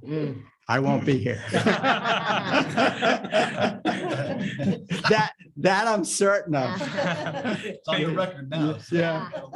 Thank you. Mr. Williams, I'm sorry, Mr. Attorney Heller, I think Mr. Williams has a question. Yes, you said something about monitoring, you have no problem monitoring the dam, but what about the wedding venue foundation and his wells? They're gonna do that as part of the pre-blast anyway, as part of the monitoring.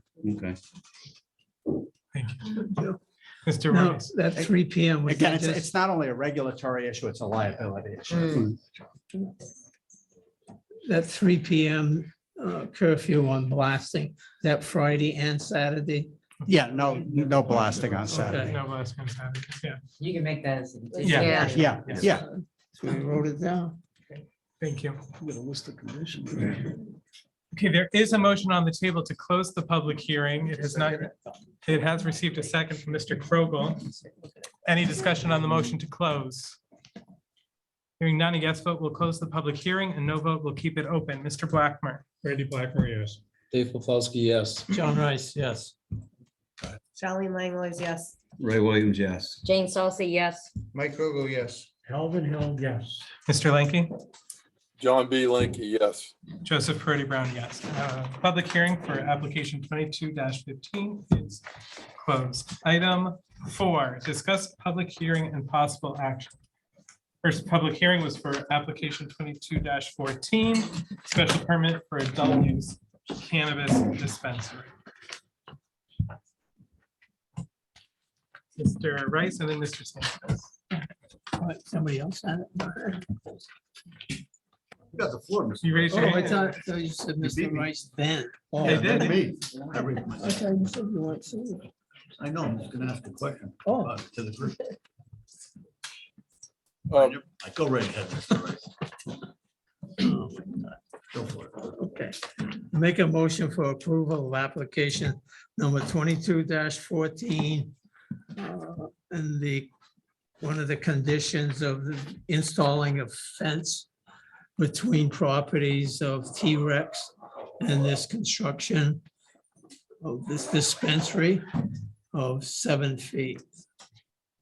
Okay, thank you. The motion has been made to Second it. approve application 22-14 with the condition of a construction of a 7-foot fence between the dispensary and the mini golf course. Solid fence. Yeah, what's the fence looking like?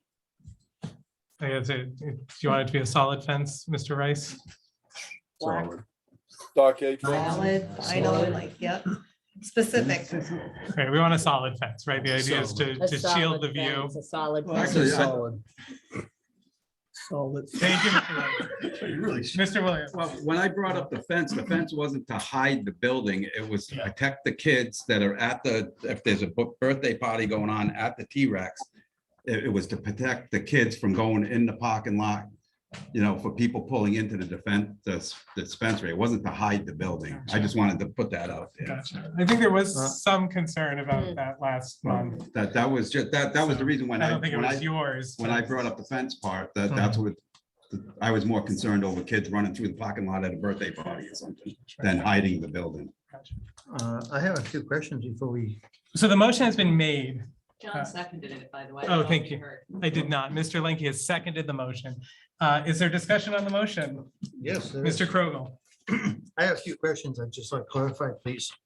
Last time you were here, you had brought in a receipt from Massachusetts. No, so We're Can't gonna be. fence first. You can't get input from the public. no, Well, right. If something was brought up before, you can ask the question on what was brought up before. It can't be anything new. You can ask anything new, but if. Is that what it is? Is it a new? It's a new question or something that you've discussed? It's a new question, but he brought up the information. And I'm just looking for clarification.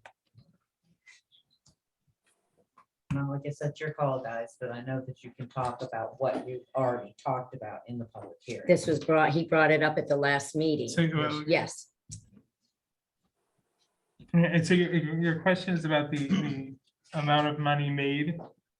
Not the amount of money made, but he had brought in a receipt stating that he was giving the state, the company was giving the state 10%, the town 10%.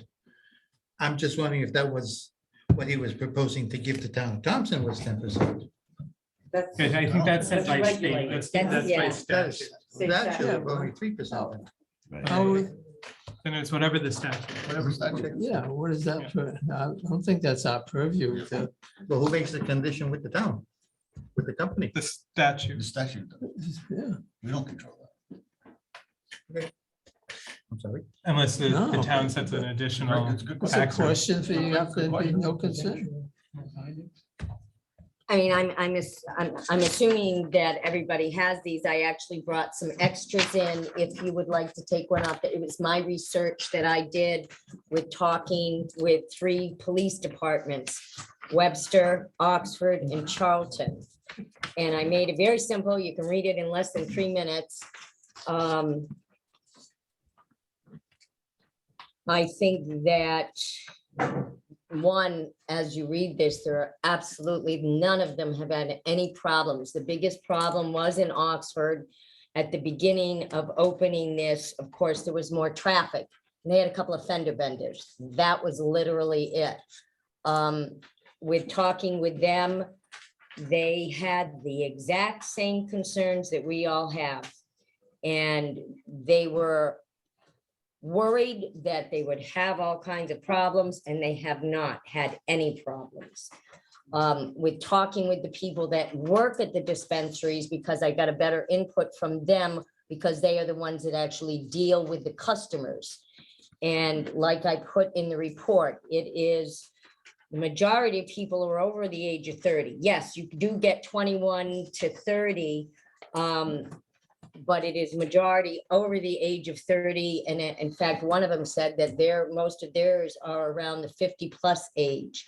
They're coming in to get relief for situations in their life, such as the sleeplessness, the anxiety, and the pain, and they are getting relief from it. So no problems with that. There's nothing with anybody sitting around getting stoned and wrapped and sitting on the sidewalks and everything else.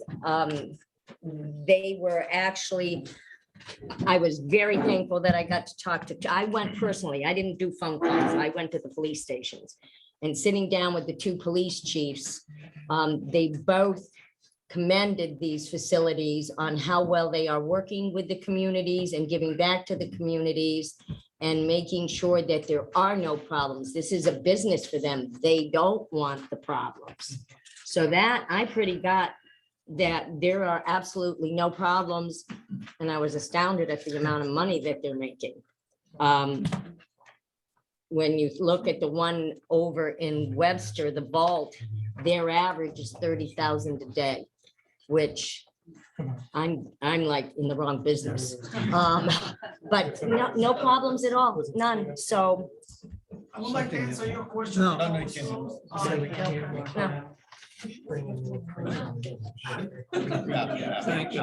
So I mean, that's pretty much it. I did it up as simply as I could, and they all had the same consensus. Yeah. No problems. They're getting a good result not just the money. Yeah. Because these companies and the people that own these are actually getting involved with the community. Yeah. So it's a win-win situation. Thank you, Ms. Halsey, for doing that. Oh, you're that welcome. Work for us. I'm Mr. just gonna thank her for yeah. her research. I beat you to it, Mr. Thank We you. usually butt heads, but Yeah. acknowledge that. Night ain't over yet.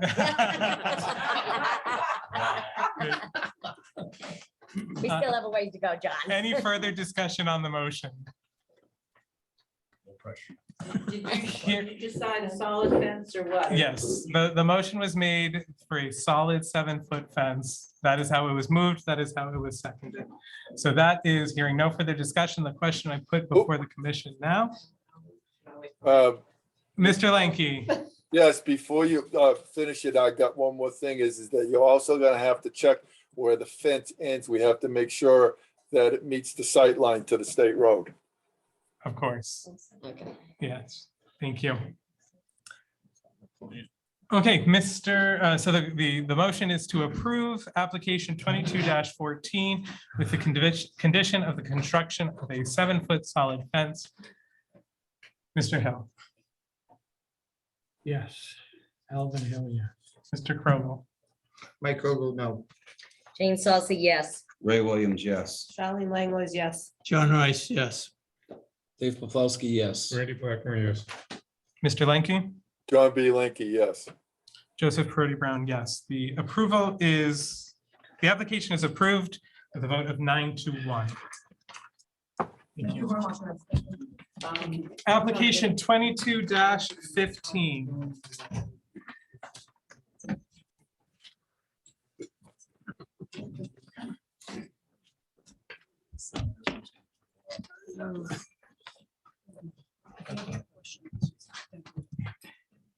Oh, thank you. 22-15. Mr. Lanky.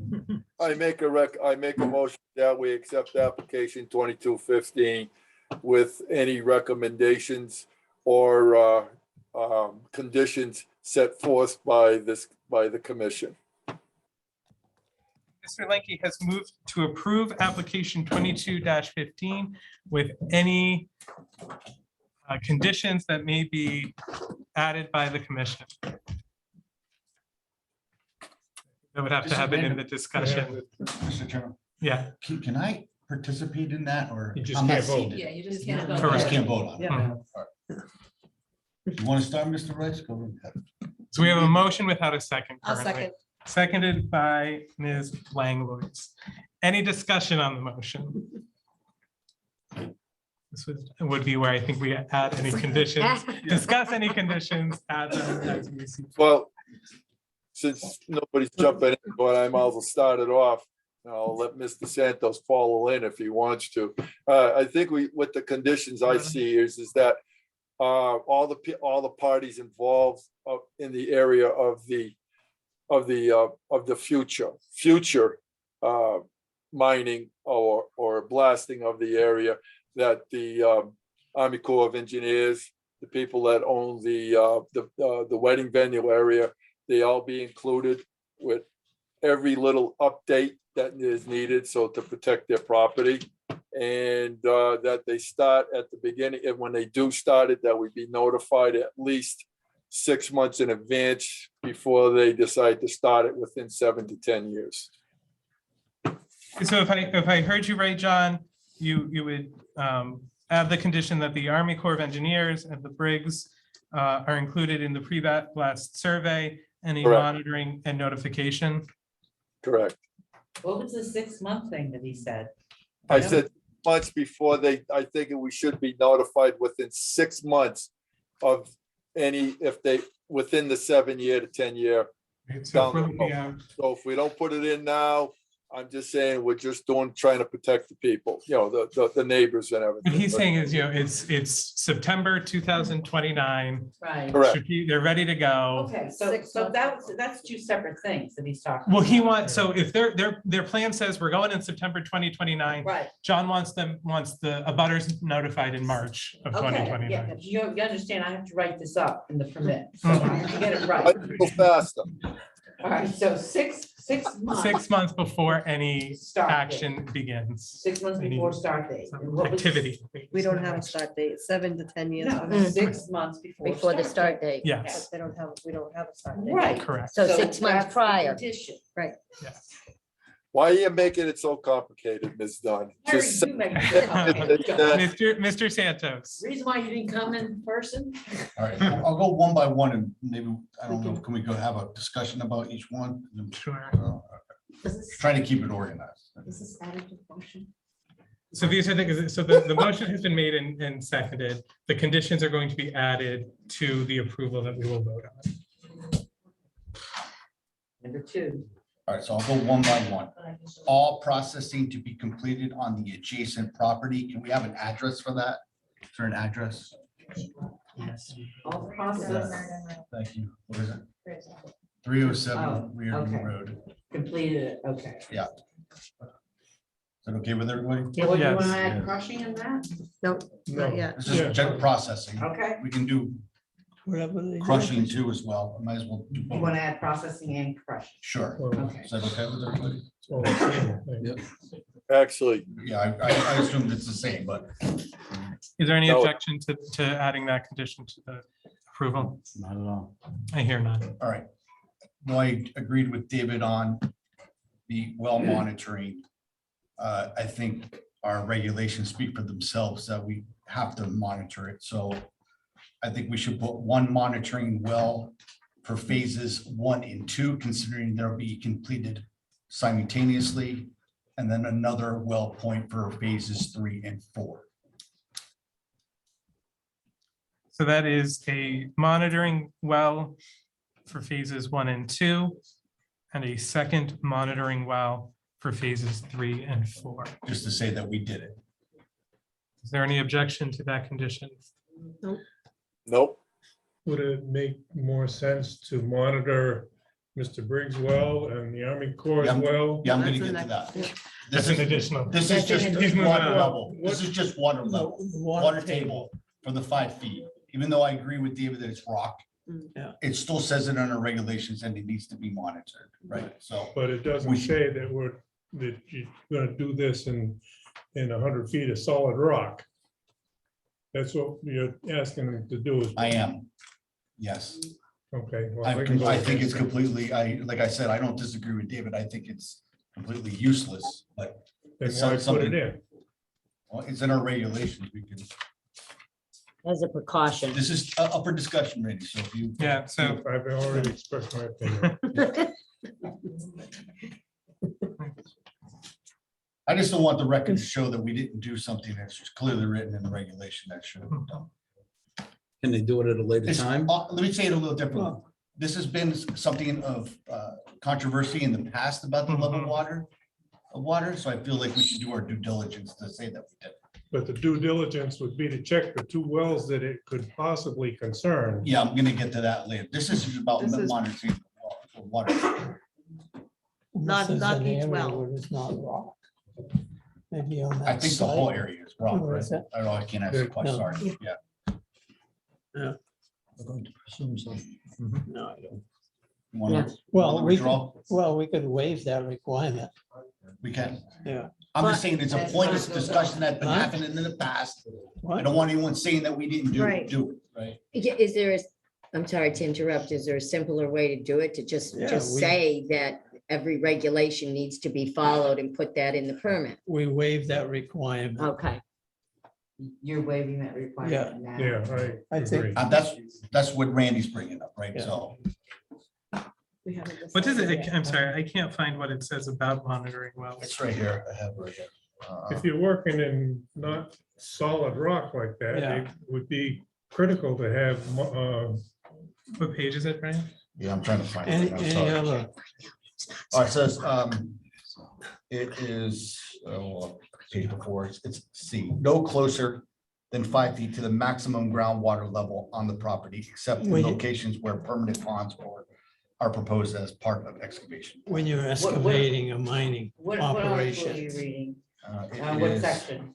I know the article. It's again, section 3, 5A, letter C. Article 3A, Section 4C, and then it's number 9C. Sorry. You got that, Cindy? No, you didn't. Let me read it again. So it's 9C that you're talking about. Yeah, Well, I 9C. think you can look it up, just say that we waive the requirement of a monitoring well. Okay. Okay, so the original condition was monitoring wells for phases 1 and 2 and another one for 3 and 4. But now the commission is indicating that it would prefer to waive that requirement. the requirement In of- our regulations. So, yeah. Okay. That's all right. Yeah, it doesn't specifically mention monitoring wells. That's why I was Yeah, confused. yeah, but you. Yeah, right, you right, Do right. them to monitor the 5 feet, right? So, okay. All right. This one might be up for debate as well. I think my opinion, I want to limit the operation in general, not just blasting, the full operation, Monday through Friday, and it stops at 3 PM on Fridays, no Saturdays. I think we already have no Saturdays. didn't they? No, we have Saturdays, no Sundays. Yeah. No, but didn't they agree that they were But not they, working on? but Saturdays? that was just blasting. I'm suggesting full operation and and blasting. So you're saying even if it's I would agree with that, transported especially for what they're doing Yeah, over I would next door. too. I Yeah. just feel like Stops this is at a 3 on Friday. significant operation, right? So what are his wedding plans? Like, are they from like April to October, November? Can they do it in the winter time? I'm just making it overly simplistic, Okay, right? all right. I purposely did No, not I ask don't- that question. I was Okay. gonna ask that question, but I want to just make it as simple as possible. Monday through Friday, stop at 3. You're gonna drag this thing on. We'll never get that Yeah, little industrial Again, park. it's up for debate. Yeah, Done.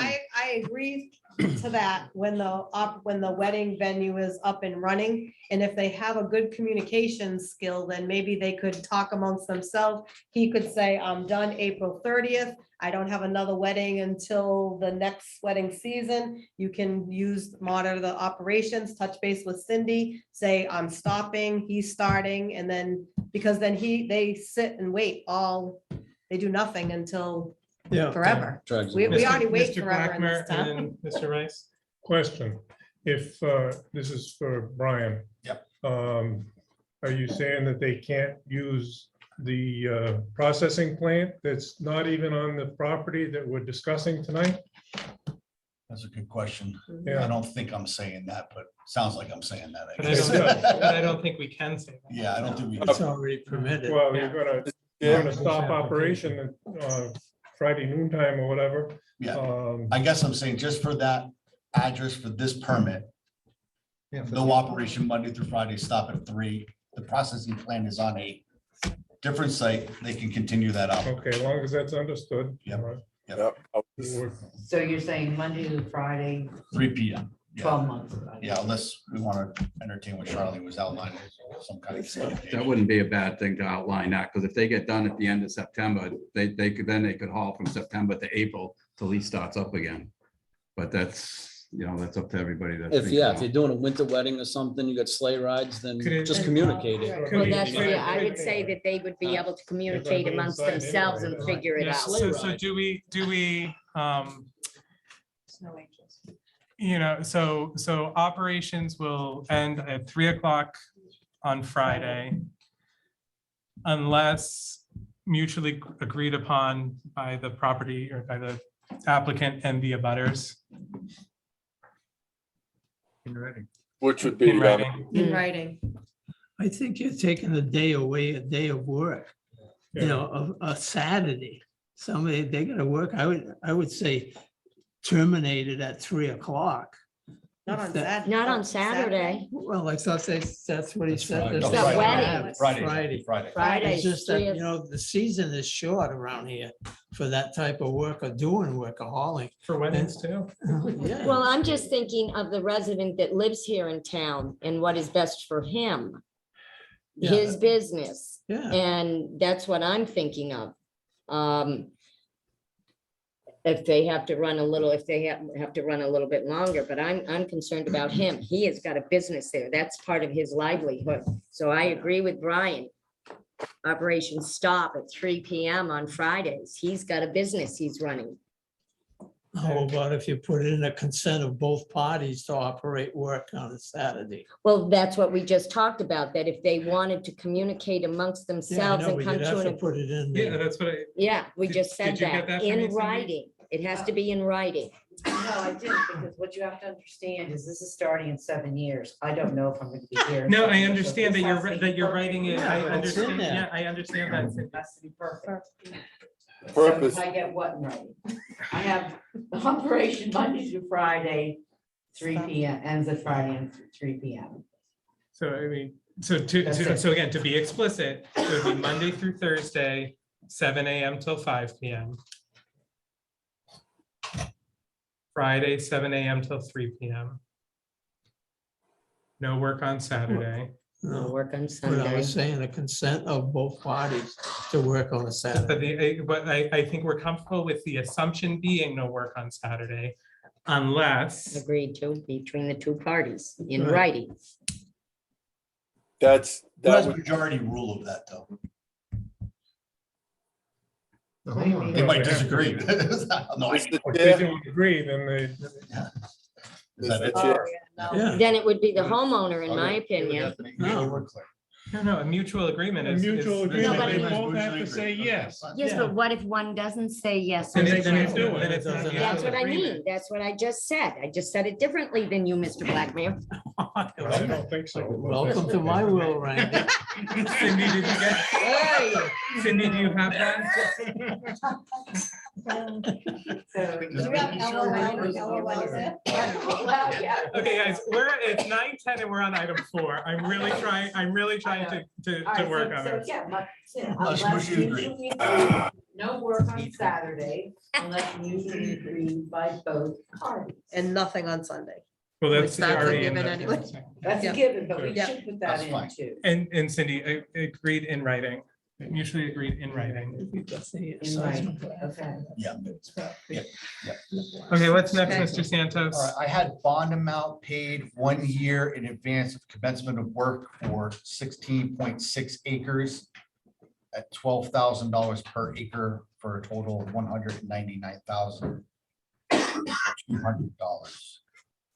1 year 1 year in before. advance of commencement.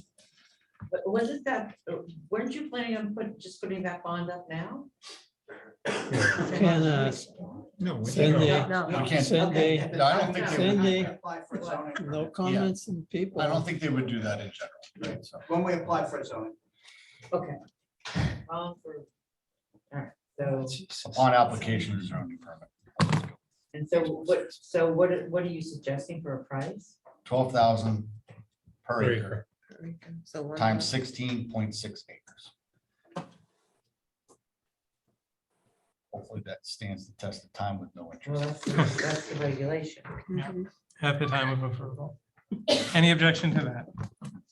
I have, what happens in the 7 years from now when that bond has to go up with inflation and all of that? And if we give that price right now, we're locked in on that. That's fine. What do you want? Well, that's what the regulation That's is what the right now. regulations say. And if we're approving them at this time, we approve them at the regulations at the time. We're And locked Yeah. into we're it. locked into And it. then lock into Okay. that. Even if you change it We want to later, do 23% interest per year? even if you It change, might be there in 7 years from Yeah. now. Unfortunately. Greatest. even if you change it later, they're still grandfathered. Yeah, they're under these regulations. So, what's next? All right, for fee. I suggest that we, upon zoning permit approval, collect for phases 1 and 2, the 9 cents per cubic yard as outlined in the, for quantities as outlined in the drawings. So upon application for zoning permit, Yep. we collect the 9 cents per acre for the phases 1 and 2. Yeah. or yeah, No, I'm What sorry, if 9 that cents a goes up yard. in 10 years? Well, that's, again, we have to approve what is in. Okay, Well, we like- can't stipulate that based on, No, because they're being, because we're voting on their application Right now. in June 27th, 2022. So many years. Our regulations as they stand. So, They're literally going to get a zoning permit next week because you approved it. I always send out the zoning permit. They're gonna have to renew that permit every year. Correct. That's gonna be their responsibility to renew it, or the person sitting in that desk, my desk, sends them a letter and says your permit is due for renewal. Sure. So when they submit that application, we need to defer this to like I mentioned earlier, 1 year prior to commencement of work. Because they don't gotta pay it next week. No, they're not. No, they're gonna Right. pay it when they are going Submit to the be application. active. Right now, it's an inactive. Correct. Yeah, they'll have to pay it when they bring in their application. Yes. Yeah. Yeah. Upon, yeah, I know, On application, Yeah. upon commencement of physical excavation. that's what I suggest. Yeah, But you said a year in advance. you can do that. I'm okay with that too. Okay, so for the 9 cents a yard and the 12 cents a cubic yard. So. Cubic yard. And then we'll do true up and then phase 3. So look at this, this is, that's addressing. Mr. Rice. The letter that Attorney Heller presented us, does he has a fee schedule. Strategic will reimburse the municipality for any third party. But please note, and it gives us the additional 9 cents per cubic yard, and it goes on. Why don't we just? We're just looking for a start date, like, we don't want it now, not gonna take their money now. I know, but I think that addresses it in here, and I don't want to read the whole thing, it's a whole paragraph. Yeah, I mean, I personally wasn't crazy about that proposal. No, I'm just trying to make it simple. Yeah. Right to the point. You submit an application, you submit it. Yeah, Mr. Lanky? Well, the whole thing behind what this is about is that they're in here trying to get this application ready to go for them, say 2029 when they want to start this. And like Brian says, 1 year from 2029 to 2028, they do due diligence. And 6 months before that, 2029, they have to start notifying all the proper people, the Army Corps of Engineers and the people that own the venue and everything. All we're doing right now is that we're giving them the opportunity to start this project when they finish the project that's being done now on where the railroad tracks are. That has to be done before they can do anything else. So they're in the phase 3 or 4, and they're getting ready to shut that down, which is gonna open up that whole area. Everything that they're gonna take out of that area of near those 2 areas is gonna be hauled over to where because they're not gonna pick up that whole crushing plant and move it over there. It's too costly. So they're gonna leave it there. It's cheaper and easier to move the material after they blast it from there to the crushing plant. Yeah, so John, so what is that? What are your thoughts on the 9 cents a cubic yard? I think the 9 cents, they should be ready to start paying that as soon as the application gets finalized a year before. So they should be prepared to pay the 9 cents a yard as soon as they start hauling any type of material. I mean, you can't put it any better than that. Why should they pay for something they're not using? But as soon as they start blasting and doing digging, they should be ready to pay. So, okay, yeah, so in the previous one earlier, when we talked about the bond, when we put in a condition about the bond, what did you write? What was that? Upon, again, I think on the bonding, you should still say the same words, upon commencement of physical operation. That's fine. We'll stick with that. We'll stick with that verbiage for the phase for 1 and both. 2, and then a true up, and then phase 3 and 4 together. Randy? All right, is this before they start to do the work to get ready, or is this, I mean, like, they're gonna build that 10-foot berm that they've got to build. You want you want it before they do that? Well, that was Commencement of work. Commencement of any Show up work on when that you property. Yep. Okay. That would, that would cover the year. That they, as soon as they put the application in, they're gonna have to start that process to do the permit and everything before they can really get into it. I Yep. mean, that's more common sense. Okay, what's next, Brian? All right, I say.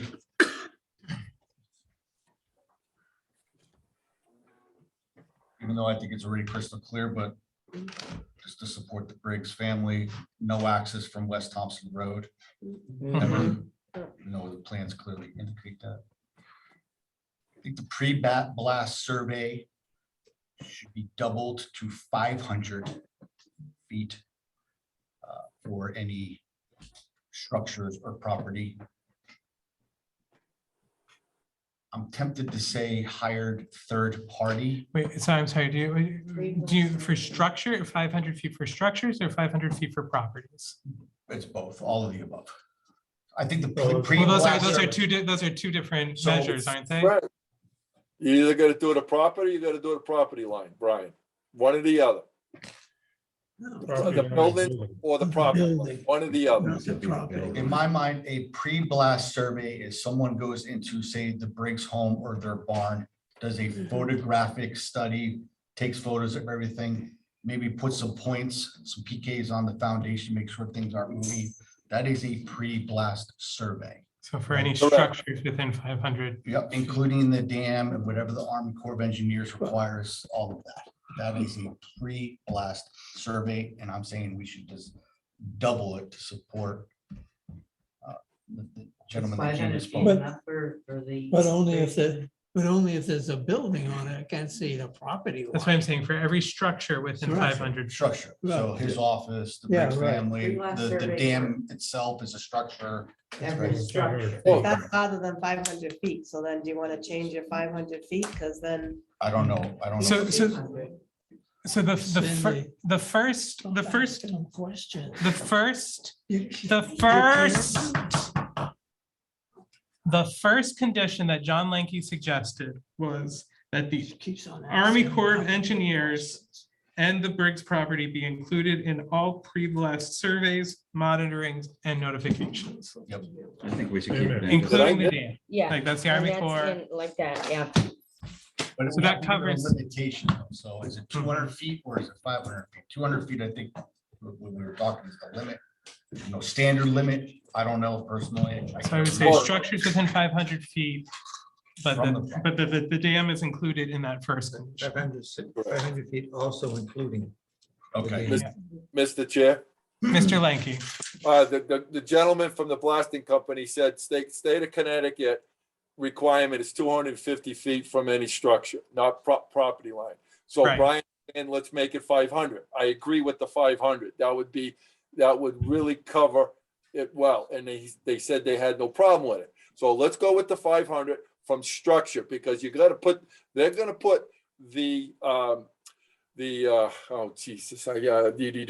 seismograph, they're gonna put them within the building, because that's where you need to have better clarification of what the vibration will be from the point of blast to the point of a Right. structure. So with the Right. dam, and I think the gentleman from the Army Corps of Engineers said his office and everything is within 200 feet or so from what's gonna be in the correct. future. And we want to make sure that the dam is included. Correct, and the dam is included wherever they feel is a fragile point. Great. I think that's being very cooperative and working with, with everybody. Thank you, Mr. Lanky. Do we want that to be completed by the blasting company or a third party hired by Strategic Realty?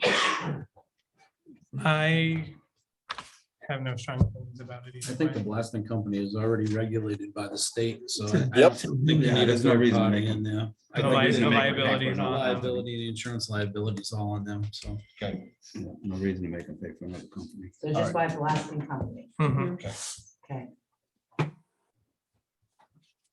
Just for a special request, in case it's not part of the quote unquote survey, I would like a photographic documentation as part of that pre-blast survey for the Briggs structures, their barn, their house, and the Army Corps of Engineers office building.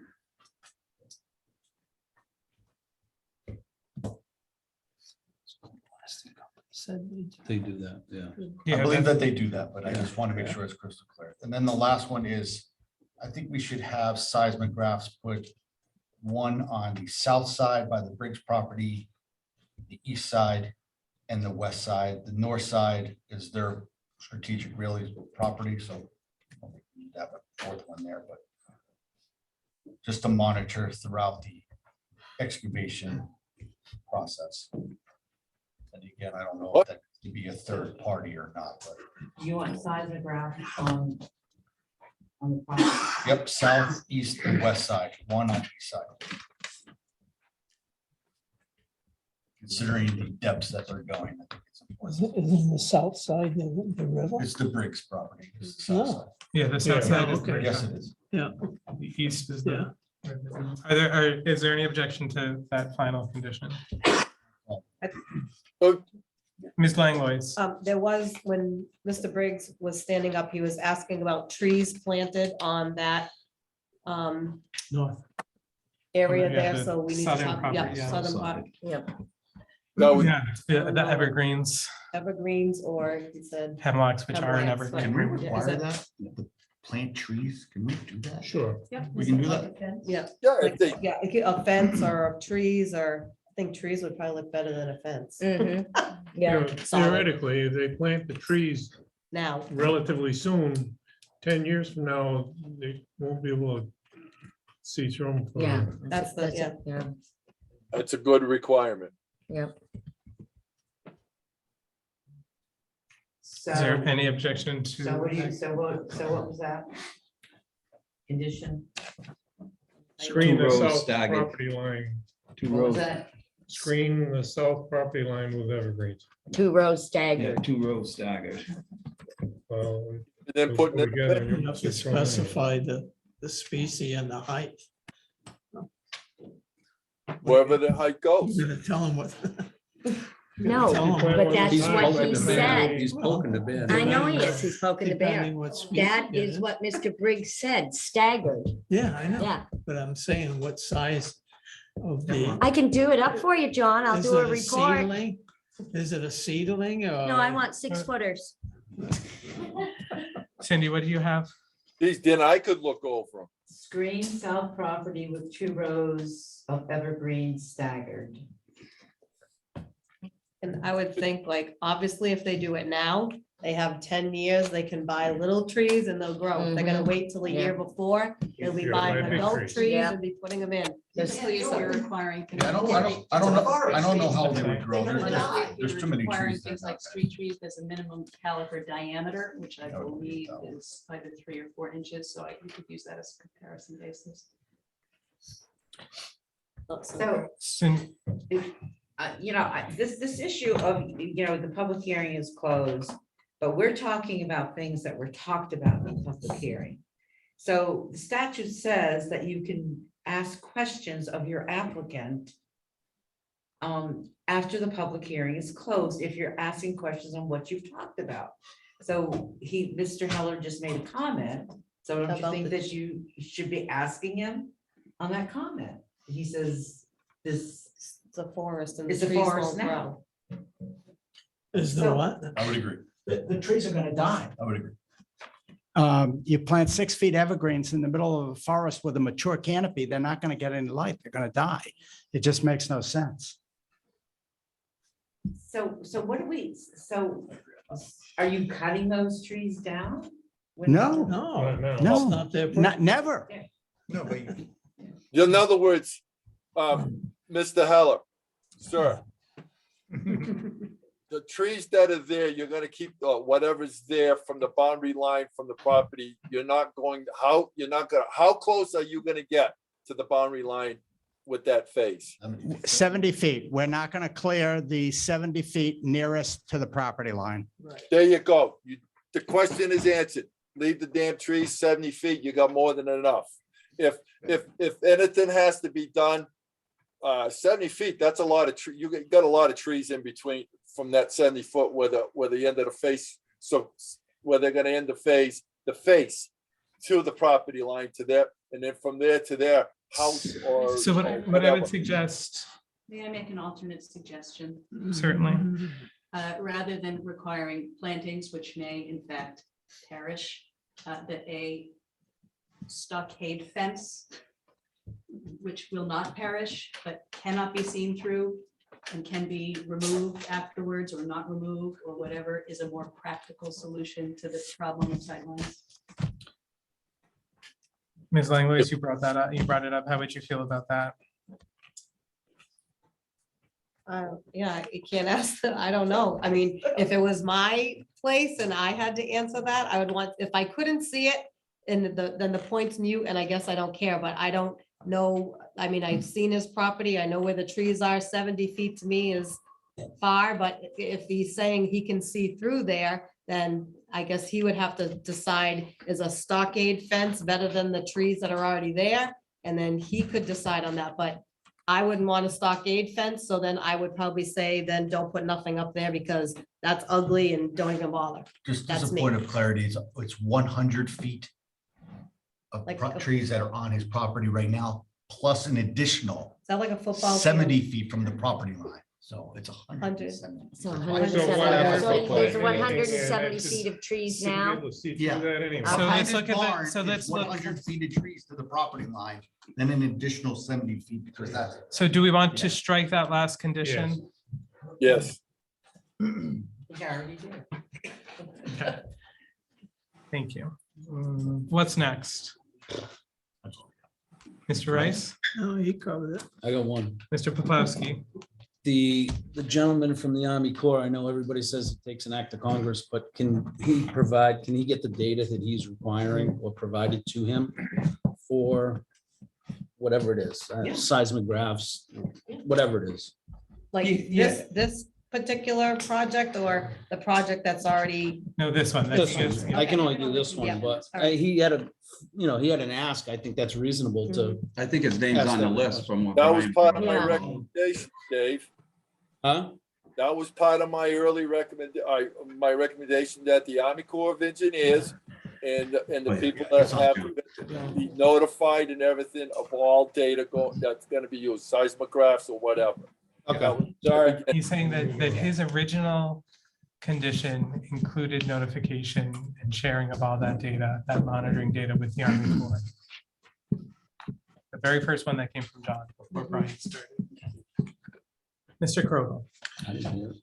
Bringing up the boundary line again, and being able to see through the trees. I'm not sure where we were talking about possibly planting these trees in the first place. Is it gonna be in the woods where you can't see from the forest? Yeah. Or are we talking about maybe doing it along their, this gentleman's property line here, where the sun can get at it and not die? It's still on the, if it's on the property line, it's still in the woods. It's 100. He said he's got 100 feet of woods and then Yeah. 70 They feet. They kind of changed it, yeah, they kind of changed with that. Well, it's not fair that he would have to see the separation. No, So there has to be a solution. Come down to my house, I'll show you 200 feet from the back of my house. Again, this is- as a point of clarity again on this, if you just scale off the 70 feet that's shown on here from the property line to the point of excavation, that was 70 feet. So it looks like it's about 300 feet of trees, right? So but I thought That's he a said, football field, apparently. I thought he said he could 300 see feet, through that's it now. So if he can see through it now and we're in the middle of the foliage, seeing, with the green, if he's seeing through it now, when wintertime and everything else, it's gonna be even worse. He'll see just more. to get everybody visual, I think what Mike Cole was saying is the trees would be planted here where the He tree can line see through. stops. He said, yeah, but I on his know, but he property. can't. He can't. I don't think He that, can't. I mean, I would not do that, but Yeah. I don't think that's what the Brinks wants either. Right, so. Now, my property line is 300 feet and I can see my neighbors pretty good with binoculars. I mean. forget that. Is that what you're doing? Forget that part. We don't have any. Any, I don't have any comments. No, I do not have anything. Any relative, but additional- if you're saying these trees can be seen underneath. any other conditions that we wish to add? listen to this. Think it's time to stop the conditionings. We got enough in place to get this to go, for these people to move forward.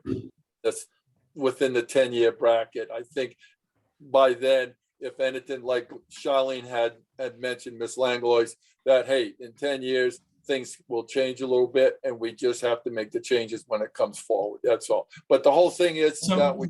Yeah, a motion has been made to Yeah. approve with conditions, motion made and seconded. I hate to ask this, but does anyone need the conditions read again before? we vote? No. Okay, hearing no need for that. Mr. Blackburn, Vote yes in favor. Dave Pakulski, yes. John Rice, yes. Charlie. Oh, Charlene Langley. Yes. Ray Williams, yes. Come on. Jane Salsi, yes. Mike Ogle, no. Alvin Hill, yes. Mr. Linky, John B. Linky, yes. Joseph Brody Brown, yes. The application is approved by a vote of 9-1. With conditions. Thank you. I'd like to thank the commission for your attention and effort on this. And just a reminder, even though we're not proposing activity for a long period of time, it's an active permit, so they're still going to have to come in, was it once a year or once a year for a renewal, even though nothing's going on. So you'll see us periodically. Thank you, Attorney Okay, Heller. thank you. Mr. Chairman, may I make a suggestion at this juncture, since we have some poor people sitting on these chairs for hours? I would request that the commission move up items 7 and 13 to become items 5 and 6, so these poor people can go home. Is there an objection to amending the agenda? I think one of the members have to make that motion to. Yeah, I right. can't make the No, motion. 100%. Yeah, no. She's making a Thank you. suggestion. What was that again, Mr. A, Chair? a suggestion has been made and we're looking for a motion if the commission is interested. You got it. To move items 7, applications, and items 13, new business, to become items 5 and 6, and to move all other items down accordingly. I'll second that motion. No one made a motion yet. Oh, I thought you said it Yeah, was. John did. John Oh, did. John did. I'll second the motion. Motion made by Mr. Lanky, seconded by Ms. Salsi, to move item 7 to item 5, and item 13 to item 6, and to shift all other items accordingly. So we're gonna do applications, then new Well, wait, business. 12 and 13, you've got somebody here for old business too. Old business. But the old, what's on the old business, Miss Dunn? We got 2 people sitting here under the old business. Great, then we They've been can, Waiting. all We night. can move them up at the same time. Yep. Yeah. Yeah. 7, 12, okay, and so 7 13. becomes 5, 12 becomes 6, 13 becomes 7. Then we go from there. And then- Motion's been made by Mr. Lanky, seconded by Ms. Salsi. Is there any discussion on the motion? Clarify that motion. 7 becomes 5, and what? 7 becomes 5, 12 becomes 6. And 13 becomes 7. Yep. And all shift accordingly. Any discussion on the motion? A yes will amend the agenda, a no will keep it as written. Mr. Hill, Yes. Mike Ogle, yes. Jane Salsi, yes. Ray Williams, yes. Charlene Langley, yes. John Rice, yes. Dave Pakulski, yes. Randy Blackburn, yes. Mr. Lanky, John B. Linky, yes. Joseph Purdy Brown, yes. Okay, item 5A, application 22-18, applicant and owner Northeast Sand and Gravel, John Mercier at 655 Riverside Drive, map 63, block 58, lot 15P, zone DMRD for renewal of gravel mining permit to excavate sand and gravel, zoning regulations 2012, article 9, section 5, gravel banks for removal. Mr. Adams. Mr. Chair and members of the commission, as much as I'd like to wax eloquently like Attorney Heller did, I will merely state for the record, this is a renewal of the existing permit This is done, already has the information that was requested. My client provided that to her today, and I will defer to her to go through the items that she had listed in a letter to us as of June 2nd. Okay. And I will answer any other questions. So this is the current map, site plan that John brought in to me today, and the green squiggles here is the topsoil for reclamation or development. So we take a look at it. He's still working on, with the phase one, right? And about 770,000 or 700,000. It was about 71,000 had been removed this past year. He anticipates a like or lesser amount being removed in the upcoming year. Mr. Chair, Wetlands is okay, everything's okay with wetlands.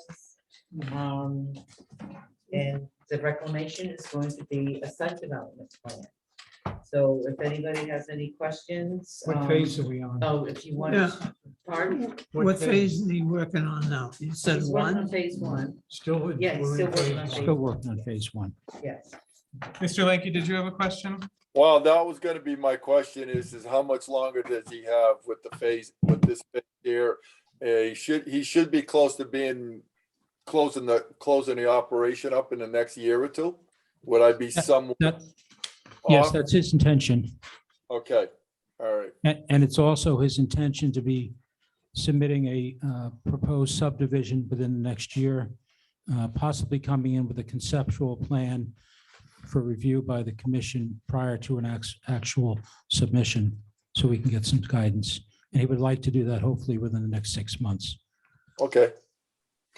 So in all due respect again, sir, is that we're just looking at within 2 years being done with all the excavation and everything, and then he wants to jump right into doing a 55 and over community or whatever it would be with a plan within 6 months from now. That would be his hope. Okay, thank you, sir. Mr. Rice? So are you saying there was no work done in phase 4 or 3? One, two. No. Two's got the road. Nope. No, it's Huh? just, that's, Oh, that's the only one.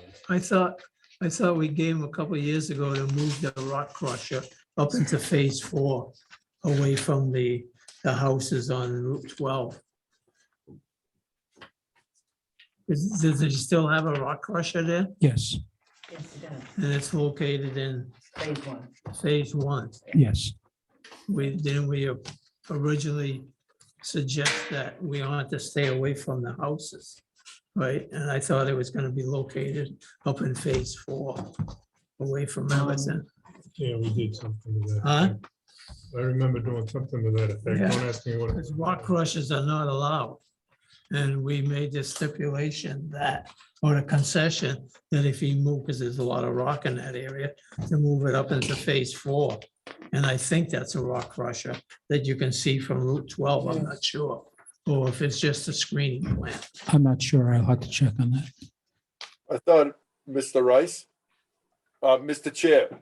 Mr. Lanky? I have a question.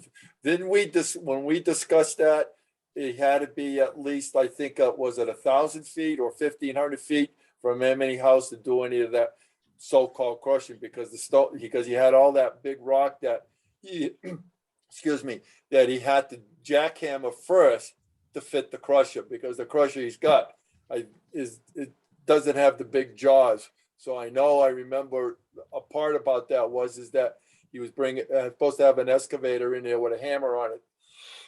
Excuse me, to break the rock up smaller to fit the crusher. I could be wrong, Just my but question. I do remember that discussion. I don't know. On 2007, 2117 Questions? permit. There's no condition on rock pressure on that. And let me see about 2022-18. 2218 is the current. Yeah, I'm sorry, yes, I'm sorry. 2117. Oh, the last year's, I'm sorry. Yeah, no, there was no Yeah, condition on. No, last no year's. condition last year on that. I mean, I can go pull the files out of the drawer if you want to see if there's condition on the other permits. It's anticipated that this is going to be the end of the operation within the next year. Getting so close to the end, let's just move on. Yeah, it's, nobody's complaining about it. No, I'm no complaints at all from that property. Joe, I've got John, just to clarify, there's no rock pressure there. It was there for a month. The big plant that you see is a screening plant. It's a citral. That's what I mentioned. Thank you.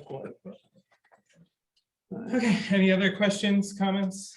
Is this the right one, Cindy? Yeah, there's 3 videos. Yeah, well, So there- just gives you an idea that he has his stockpile to reclaim the land. You know, when he does his. Are you first- sharing your screen?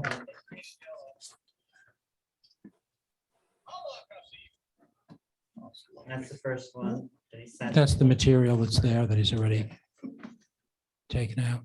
It's hard for me to tell which one is which on this. Well, it says one, I don't two, think that three was on in the the email. Academy It does on the emails, but it doesn't when I open them in the tab. Nor is I the can't other tell the thing. difference between one and the This other. is a new one. Photos. No, that's 959.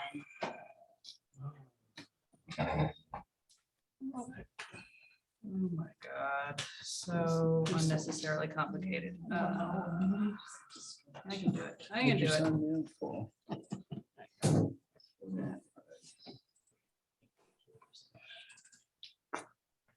That 7-minute stretch pretty soon. That's right by the entranceway, and you can see that it's already becoming vegetated on its own.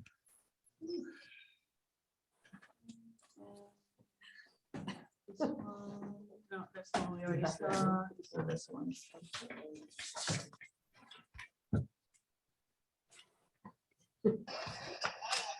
So, so motion Those been are your made 3 to videos. accept. Okay, thank you. Thank you, Karen. It's a gravel operation. Huh? Are there any other questions, Mr. I Chair? don't think so, Mr. Evans. Thank you very Thank much. Mr. Chairman, I'll make a motion to approve. What is it? 2018? 22-18, application for gravel permit renewal. Motion made by Mr. Wright, seconded by Mr. Blackmer to approve application 22-18. Any question on the motion? Hearing none, a yes will approve, a no will deny. Mr. Hill. Melvin Hill, yes. Mike Rogel, yes. Jane Salsa, yes. Ray Williams, yes. Charlene Langley's yes. John Wright's yes. Dave Pelkey, yes. Randy John Blackmer, B. Yes. And I Joseph woke Purdy up. Brown. Yes. I woke Yeah, we up. got you, John. Thank you. The application is approved unanimously. Thank you. Thank you very much, ladies and gentlemen, and I have a deep appreciation for your work, having sat in all of your chairs in 2 other towns, including that chair twice. Thank you, sir. Thank you. Glutton for punishment. Item 22, application 22-21, applicant Richard DeRozier's DBA J&J Construction LLC. Property owner Richard DeRozier, 44 and 486 Town Farm Road, map 158, block 20, lot 8, zone RRAD for a gravel operation permit renewal, finish phase 1. Zoning regulations 2012, article 9, section 5, gravel banks, earth removal. Mr. DeRozier. I'm here. I just saw you do the Jane Fonda stretch there. Yeah, dude. I'm still on phase 1, basically, reclaimed quite a bit, actually. I say another 3 months, I'll have that cleaned up, and then I'll move on to phase 2, which will be the final phase, which is actually my house lot. I'm currently finishing the top driveway to the house lot. So I have some more earth to move out of there. Clean some room, which is right there. Put it down and see. Where I'm at. If Cindy has the pictures. You want to show Yeah. Scroll. some videos? I gotta scroll way down to find those. Bear with me, guys. Talk amongst yourselves. Did you give us a black and white? All One, black? one colored and 2 black All and black? white. It's the printers we have here. You know, they hooked us up with different. Why don't you tell me, we put in Those a printers budget are for crazy. next year is Got a nice printer there and they said it's color, it never prints color. we probably have to put the cartridge. I'm color donating cartridge. 2 color printers for you. I'll bring them down tomorrow. Thank Okay. you. You're I think welcome. these are the ones. We appreciate that, Mr. Santo. I will say we went there a while ago, Marla and I, and from the last time I was there to that time, what an amazing difference. It is so cleaned up. And Marla and I are talking, so I don't know what we're talking about. There's that one. They and left a this is lot of this dirt. one. That's the driveway going to the back lot. Yeah. That's a top driveway. Yeah.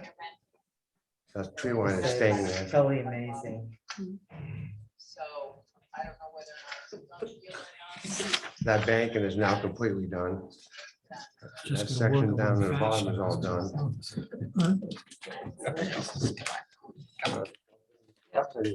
Yeah. Any questions for Cindy or for Mr. DeRozier? Oh, just to add to that, before phase 2 comes along, obviously I'll have Cindy down to go over everything. And if I have to come back in, I have to come back in. It's fine. So you're asking for Well- approval to finish Phase 1. phase 1. Okay. And before I start on phase 2, I'll make sure it's okay. I'd like to make a motion. Mr. Hill? I'd like to make a motion to approve application 22-21. I'll second it. A little slow there, Mr. Lanky. A motion made by Mr. Hill, seconded by Tell Mr. somebody that Krogel already. to approve application 22-21. Any discussion on the motion? I just have one suggestion that I never see his wife out shoveling the driveway. He should be working 8 days a Duly, week. duly noted. Hearing no further discussion, a yes vote will approve, a no vote will deny. Mr. Blackmer. Randy Blackmer, yes. Dave Paklowski, yes. John Rice, yes. Sally Langley, yes. Ray Williams, yes. Jane Salsa, yes. Mike Vogel, yes. Yes. Alvin Hill, yes. Mr. Lanky? I know. John B. Lanky, yeah. Joseph Brody Brown, yes. Okay, application 22-22. Applicant and property owner Sandra Sarusha of 36 Pompeo Road, map 61, block 59, lot 22, zone RRAD, requesting a permit with commission site plan review to operate a bed and breakfast establishment. Article 4A RRAD, section 2, table of permitted uses, number 8, in the existing residential structure, which has a separate efficiency apartment with separate entrance door. 2, revive the previous agricultural livestock use under Article 4 RRAD, Section 2, Table of Permitted Uses, number 5, complying with Article 4A, Section 4D, livestock. Good evening. Hi, good evening. I'm Sandra. Thank you for having me tonight. I am a new resident to Thompson, just moved here in February, and would like to have some livestock at our home in our barn. I believe there might have been a photo that had, there we are. There's the property, as you can see. Hold on, let me screen share that for the Sure. new model. There's an existing barn on the site with a coops and a chicken run. So I would like to have some poultry based on the size, about 30. And the barn, as you cannot see there, is kind of right smack in the middle of the property. The secondary piece to this application is to have a bed and breakfast. So on the ground level of our home, there is a separate entrance to a room that has its own bathroom and its own area that I would like to be able to rent out for short-term rentals. Be happy to answer any questions or That's share. permitted in that area. Basically, it was a farm, existing farm, before they bought it, so. And all I need, well, one of the things that we need is, I sent you the check sheet that Sandra and I worked on. That's requirements for a zoning permit with commission site plan review. And we just need those areas waived that I put a W on. Because they just weren't important for, they did relate to what she wants to. Wasn't there a question on the water quality? Yeah. In the packet you sent Cindy, the the water test that was taken on 2021 Right. that was not approved. Has it been retested? It by- has, yes. By the Northeast District Department of Health? Yes. And also the septic system. There was a question, Ron DeRozier replaced it, Yes, and has that been approved it by? has. Have we got anything from, because this was issued back for repair in 2016. Says, for a period of 1 year, one renewal is possible from NDDH if notified. I'm just checking out. NDDH had. As you look at that, I'll speak to the water quality. That was a water quality test that we had done when we did the inspection for the home. It didn't pass, so it got cleaned out. We retested it and now have a thorough filtration system in addition to it being approved. I was gonna say, they bought the house, the septic must have been repaired if they bought the I thought house. they Yeah. said to put in a 1,250 gallon tank. Yeah, I Yeah, know. it does. It must have been And done. that's the tank that has been there Yeah. since, two previous owners. It's been done. Oh, that's been done? I know. So why didn't those approvals get into the, I guess I'm just talking to myself, why those approvals didn't get into the building office record? That's what I was, Said not that's what I approved. was Yeah, asking. that's what I read, yeah. I 2022. hear what Yeah. you're saying, but- Because Mr. DeRozier provided a, as drawn. As built. As built, but, I thought that would have had to been approved by NDDH. So what we'll do is, you can do it on condition that all the approvals are into the record from NDDH. I so move. Second. Okay, motion has been made to approve application 22-22. Pending the Verification. of verification of the approval NDDH. from NDDH, made by Mr. Blackmer, seconded by Mr. Krogel. And to be clear, this is for both parts of the application, for the bed and breakfast and the livestock. Yeah, that amount of acreage, I don't see any problem with the livestock part of that. Any discussion on the motion? Cindy? And what about the waivers? The waivers. Cindy, that's her name, had recommended some waivers to the site plan. My typical I make the motion we recommendations. approve the waivers. Pardon? I make the motion we approve the waivers. Okay, thank you. Is there a second to that? I'll second that. Motion made by Mr. Krogel. Yes. And so we will act on the waivers first. Motion made by Mr. Krogel, seconded by Ms. Salsi to approve the waivers suggested by the zoning enforcement officer. Is there any discussion on that motion? Hearing none, I will just take a simple voice vote. All those in favor say aye. Aye. Opposed? Hearing none, the motion to approve the waivers passes. Any discussion on the motion to approve the application with the condition of the verification from NDDH? I make the motion we approve the application. That's been made and seconded. Oh, then fine. Let's vote on it. Let's vote on it. Mr. Hill. Calvin Hill, yes. Mike Krogel, yes. Jane Salsa, yes. Ray Williams, yes. Charlene Langlois, yes. John Rice, yes. Dave Pavelski, yes. Randy Blackmore, yes. Mr. Linky. John B. Linky, yes. Joseph Brody Brown, yes. The motion passes unanimously. Okay, item 6 is old business, 377 Brandy Hill Road, Seasonal Country Inn. Does it fall under our previous attorney? Good evening. Great to see you again. Attorney Madeline Smith, representing Jessica Deary, the homeowner of 377. I am not really here for a voting purpose, just an enlightening purpose. So I looked back at the regulations. The Dearys did purchase the property in 2019. In 2019, you had the 2012 regulations. Under the 2012 regulations, a country inn was required that it be maintained as a principal residence and that it have no less than 5 and no more than 10 guest rooms. And a bed and breakfast also had an owner occupation requirement.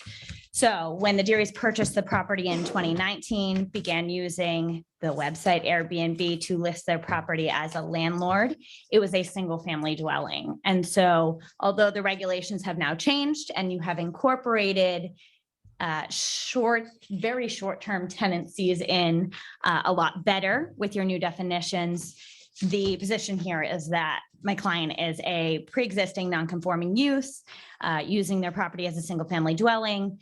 They are not proposing to make it a duplex. They're not proposing to allow more people than the house would allow to occupy. And so their position is that they would continue using it the way they were using it before the regulations were revised in 2020. And I'm happy to answer questions.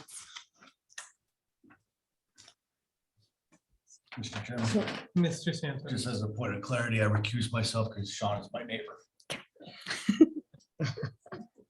Mr. Rice. Going back, you're advertising as an Airbnb, which is not in our regulations, right? Well, as you read my email. Yeah.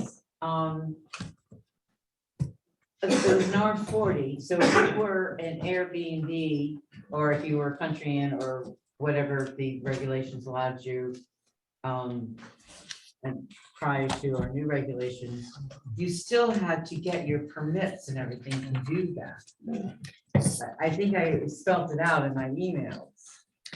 So if the previous owner had, and that's what I've said, if the previous owner had permits, then I need to see the permits, and then yes, it's grandfathered. But it distinctly says in our old regulations what an R40 had to do for a country inn. I mean, I sent all that to everybody. So I stand on that. If they were using it as a country inn, yeah, Operation Country Inn should require a written permit. This permit shall be issued by the Planning and Zoning Commission upon approval and application meeting all of the above criteria. Permits are not transferable. So, I mean, that's the written permit shall be effective for a 2-year. Oh, wow, it must be renewed. I'm sorry. Because nothing, we don't renew anything anymore. So we don't charge people for renewing. So what do you have to substantiate that it was? Our position is that it was not a country inn, nor was it a bed and breakfast, because it did not fit within your definition of those things. It was a single family dwelling with a single set of utilities being used as a single family dwelling. It just so happens that the people occupying are staying there for a short term. It'd be no different than if I were to put an ad in the shopper's guide to rent out my property. It becomes a landlord tenant situation. And on Airbnb, you can do 1-night rentals, you can do 1-month rentals, you could do 1-year rentals.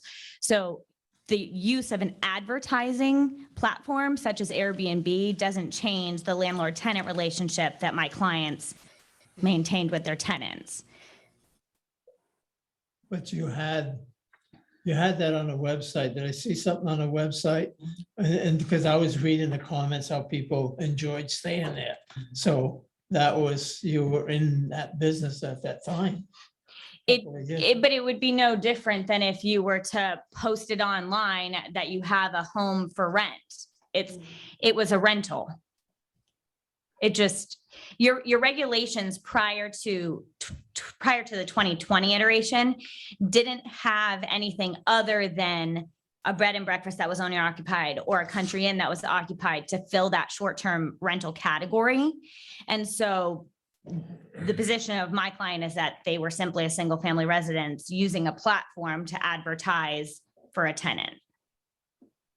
Like a shopper's guide ad? Yeah. Yeah. So I'm sorry, I know you. So That's okay. They still don't live in the house. They do not. No, Yeah. they do not own or occupy. You And live as in I a said, house the right new- next door, don't you? Correct. I stopped by one day when I was riding by and The new catch regulations do up. take that into account. You don't have to own or occupy anymore. So I think they've certainly, Airbnb is new, as Ms. Langler said, we change things as they come. But prior to the 2020 revision, it didn't really capture that market.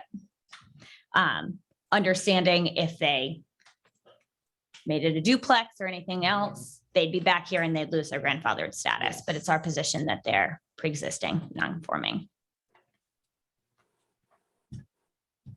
So the only difference is the way that you're advertising. That's your only That's difference. the only difference. I believe they advertised Airbnb before. I can't, I would have to. Well, Airbnb is like a shopper's guide ad. Yes. You don't go to I would not go to the shopper's guide because it's this thin and I don't. So I would go to online Airbnb, rent your home, rent, finding a place to stay. Yep. That's the new way of advertising. Yes. That's how I look for places to stay. Yep. Okay, this advertisement under Jessica. She's technically the homeowner. What? Jessica's the homeowner. Right, Yeah. right. And she put it on Airbnb, right? So, So what's the problem? So is that's a residential area, right? right, Yep. it's Lake District. Yeah. So now you're making it non-residential in a sense that it becomes rental properties. Can I'm they, trying to put something together here. right, but I is don't know. that, I don't know if it's a problem or not. right, you can rent. You can Rent. Your house, like I rented a house on Totem Pole Road, right down the end on the corner. The Cornells owned it and they rented to us for 2-3 years. My parents and us lived in that house while I went to high school. They owned it, we rent it because they had a house in Woodstock. My parents got it probably through the shopper's guide. But they would have found it on Airbnb When it was a now. little bit thicker. When it was thicker. As I said, I'm not here, there's no decision that needs to be made. Under case law, under regulations, a non-conforming pre-existing use would just not be able to be regulated unless they made some change that took it out of non-conformance. If you disagree with the non-conformance, then that's your option to pursue legal remedies against it.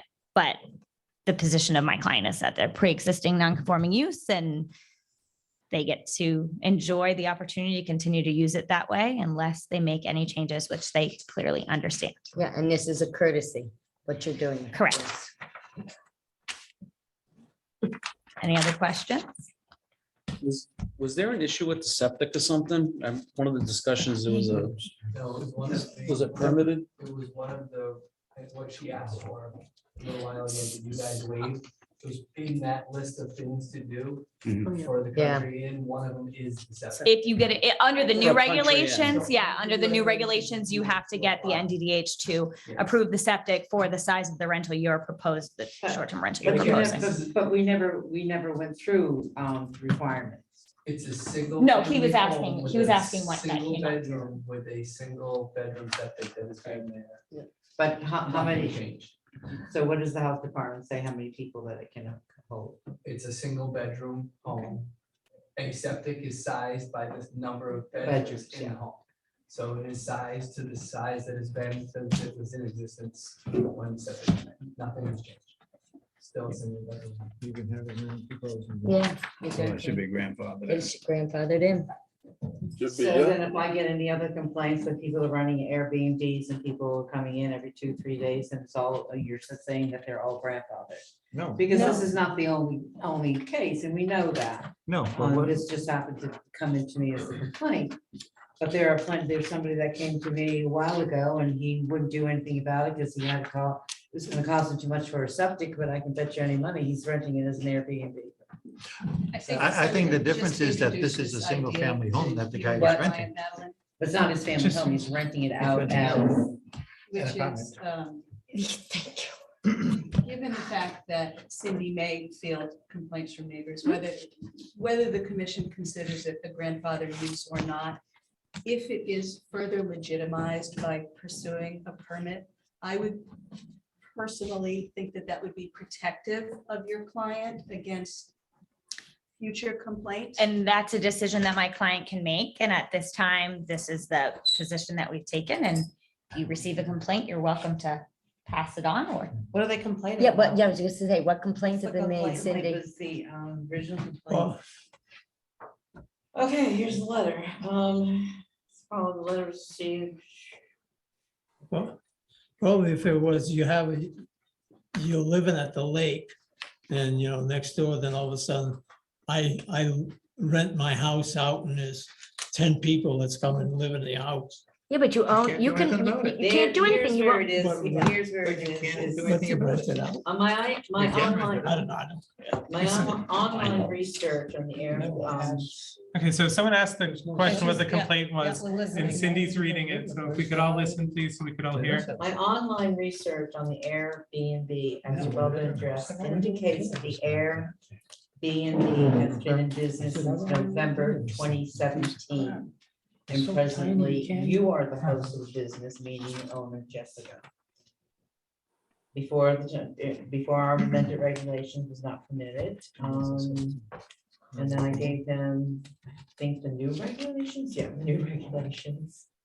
In the complaint, I do know there was a complaint about the septic. Thank you. I've asked for the complaint several times too. I've never seen the complaint, never heard the complaint. I don't know where the complaint came from. All I got from you was, it was a neighbor. So you don't have a copy of that complaint. I would like to see the complaint.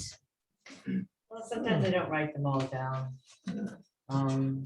Okay, here. Sometimes there's not a complaint and you say. What's it's the a question here? complaint. Just to say if it's a non-conforming use? Well, I mean, I don't. What are we gonna There's vote not on? really a question. Yeah, There's no I mean, so vote, that's- there's no that's anything. their I just had a It's a position. courtesy. Just to confirm. I It's a mean, courtesy. are the, Yeah, I'm gonna have the complaint right here. You have the complaint? Yeah, my notes on the complaint. Well, where is the complaint? That is, she took notes. She when took they notes. called. It was probably a phone. Phone call? Okay, all right, that clarifies that. Okay. but, Now, does it But say it's a anything? Was rental. it- was I it mean, a smell or was there? What do you want from us? yeah, so I mean, you know, it's a rental, right? It's a rental. Yeah, we deal with this. And you can rent your home. Right, okay. Thank you for your very time, much. Attorney Smith. Thank You guys are you. doing a great job. Okay, so what was your decision? It's a rental and you can rent it. Yeah, you can rent it out. He owns the house, he can rent it. So when I get more complaints about transits, then I just say it's your home, you can rent it and do what you want. He owns Not property. not do what you want, like, obviously, he isn't gonna So, rent it out, If put the a farm complaint in was- there. If the complaint was Unless the you- septic system, it's gonna be Septic somebody system And the drainage going into the road. is, There was somebody had called at one time, so the dog was barking wildly, Oh, geez. you know, a guest dog. I, Sure, what it is. They got two Great Danes. It could have been their dogs barking. like to move to item Yeah, let's move on. 7, new Let's move business. on. And I will move to amend, amend the agenda to add 7C, 25 Wrightson Drive. So Cindy handed us this to Oh, us. what about, So I'm moving to I'm just amending the agenda Oh. to add it to new business. okay. So that when we yeah, go yeah. through the new business, it'll be there. Okay. So is there a second to the motion to amend the agenda to add? I second that motion. Thank you. I think you have to have a number vote on amendments to agendas. I don't. So, any discussion on the motion? Hearing none, a yes will amend, no will not. Mr. Blackmer? yes. Dave Paplowski, yes. Yes, John Rice. Charlie Lakers, yes. Ray Williams, yes. Jane Salsa, yes. Mike Kugel, yes. Alvin Hill, yes. Mr. Lanky? John B. Lanky, yes. Joseph Purdy Brown, yes. Okay, so that will be item 13C. 13A is Spicer Energy Service. It is 25 Wrightson Drive. Jane did. So 7A, Spicer Energy Services, preliminary discussion of proposal of propane gas business at Reardon Road. Good evening, sir. Good evening. Thank you. I appreciate it. My name is Bill Cummings. I'm the Director of Special Projects for Spicer Energy. We're located at 15 Thames Street in Groton, Connecticut. We have storages in Groton. Obviously, a rail siding is there. We have a Grafton rail facility. That's one of our hubs. We also have a branch in Salem, and we have a tank that we use out of Hopkinton, Rhode Island. We currently service 30,000 customers, all east of I-91 into Rhode Island. What we desire is growth, and Grafton to our plant in Salem and our Groton plant is a bit of a stretch for us to hit up our customers up in this area. So what we're doing is looking for land. We're a little bit backwards than most businesses We come and talk to you first before we buy anything because we're hazmat. And some towns just don't like hazmats, which we're completely comfortable with because it's the business we're in. However, I do have a piece of land that I like, and that is, believe it or not, located on 299 Reardon Road. It's the entrance to the current gravel siting that I think they're working on, that group here. It's a co-driveway, if you will. To the left side, as you go in, there's a scale house in there and the trailer. To the left side is another trailer, which we were trying to figure out what they're doing in there because I like the trailer. I want to keep that if I could. Anyways, the site's back there and that's where I'd like to put propane tanks. So you're saying, because I could not find the site that you're looking for. So you're saying when you go into French River Materials. It's just that's south a of- shared driveway, that's the gravel operation. Because next door is the stone. Correct. So Operation. it's in between, so you got the gravel, you got the stone operation, crushing operation, what have you right there. You've got the little lot with the shared driveway, that little corner lot that has the rented. So you got a trailer. rear lot or? No, it's a front lot. Yeah, I gotta see it before. As you go right in, did you see the scale? Yeah. Look immediately to the left, it's all right there. So the shared driveway comes in around that corner, you've got the scale house that's on that road. And then there's also, which is considered needed access to, from that road, is that parcel in the front. Can you 6th find Street. it? Can you Yeah, find it on that's- Google that's what I'm Maps? doing right now. Can I ask a question? Because we were able to pull it up. Yeah, Did you happen to look on Wrightson Drive, right, isn't it Wrightson Drive by you where they want the Thompson one to put No, the that's Watson. Watson Road? Yeah, There used to be an oil company there, there's a building there and everything, and it's a nice little lot. Yeah, it is. Is it currently for sale now? Yes, it yes, is. it is. You get approval from DEP. Now, don't get me changing. It's right down the road. I'm kidding. It's not a bad lot, I'll tell you the truth. Before I share this on the screen share, would you, is it this one? I feel like it's this one. view of that picture? No, it's the one right below it. See the driveway below, I believe? Right there, that's the one. That's the property. That's it. All right, So, so let me you screen know- share that now. If you were to move It's the on the map rail up, line, it you'll joins see the where. rail. Not on the real line. No? Oh, it's too bad. We would prefer. it on the real line. Yeah. I don't need to. I'm looking Because for it's storage. If there's an odd opportunity in the future for us to 299, I thought was the business, this one. A trailer for- Or that 307. I don't know, if folks in town want to buy appliances, we could always put appliances in there, come and visit, look at them. But we're not looking to do anything but. Is it use it for 1.5 storage. acres? That's right. A couple of propane trucks, our service vehicles and some tanks. So it doesn't, yeah, it does, well, it sort of shows where the trailer would be. So there would be no retail, no. Customers always come in our business. I can't tell you they wouldn't want to come and pay their bill. They always do. We're always accommodating. Other companies aren't and they're suffering for it, which is why we can grow where we want to go. You know who they are better than I do. But you're not, I mean, you're not setting this up as a retail. Not spot, as initially, a- no. Mr. Chair, Tanks we'll put on site. Now that I know there's blasting nearby, made my decision tonight that we're gonna put them on skids. Skids allow us to move the tanks. should we need to. yes. Mr. Lakey, did you have a question? Yeah, well, that's. well, it's a question, but also I understand what these gentlemen are looking for. If they go with this property, they're looking for the rail access because with the rail access there. you'll be able to- No rail I wish access. there was one. I didn't say there is access. Why is everybody jumping to conclusions? You gotta look at what I would see is there is rail access. So if they had propane tanks come in, big tankers, rail car tankers, they'll be able to offload it into the tanks instead of having trailer trucks driving into the place. Okay? That's how you gotta look at it down the road. But what Mr. Commissioner Williams just said to you people is on Watson Road. Tell them their property doesn't join them. Whatever. No. This is Mr. Lanky. Yeah. Mr. Lanky, there is no rail spurs there. Down in the back. No. No, it doesn't join. It 'Cause Doesn't if go it's down, hiding on me, I want to find it. it doesn't go down that far. No. But you would have access through the gravel through the gravel operation. We don't have- If you're on the same driveway as the gravel, as the scale house. You follow the scale house, the road down to the back. Why are we trying to tell them where to put their property, where to think, John? So to be clear, what you're looking for is storage Right. for the business to link Grafton to Salem. That's what, Yes, basically, and to grow. and to grow. Because we have a lot of customers up here and it's hard for us to get to.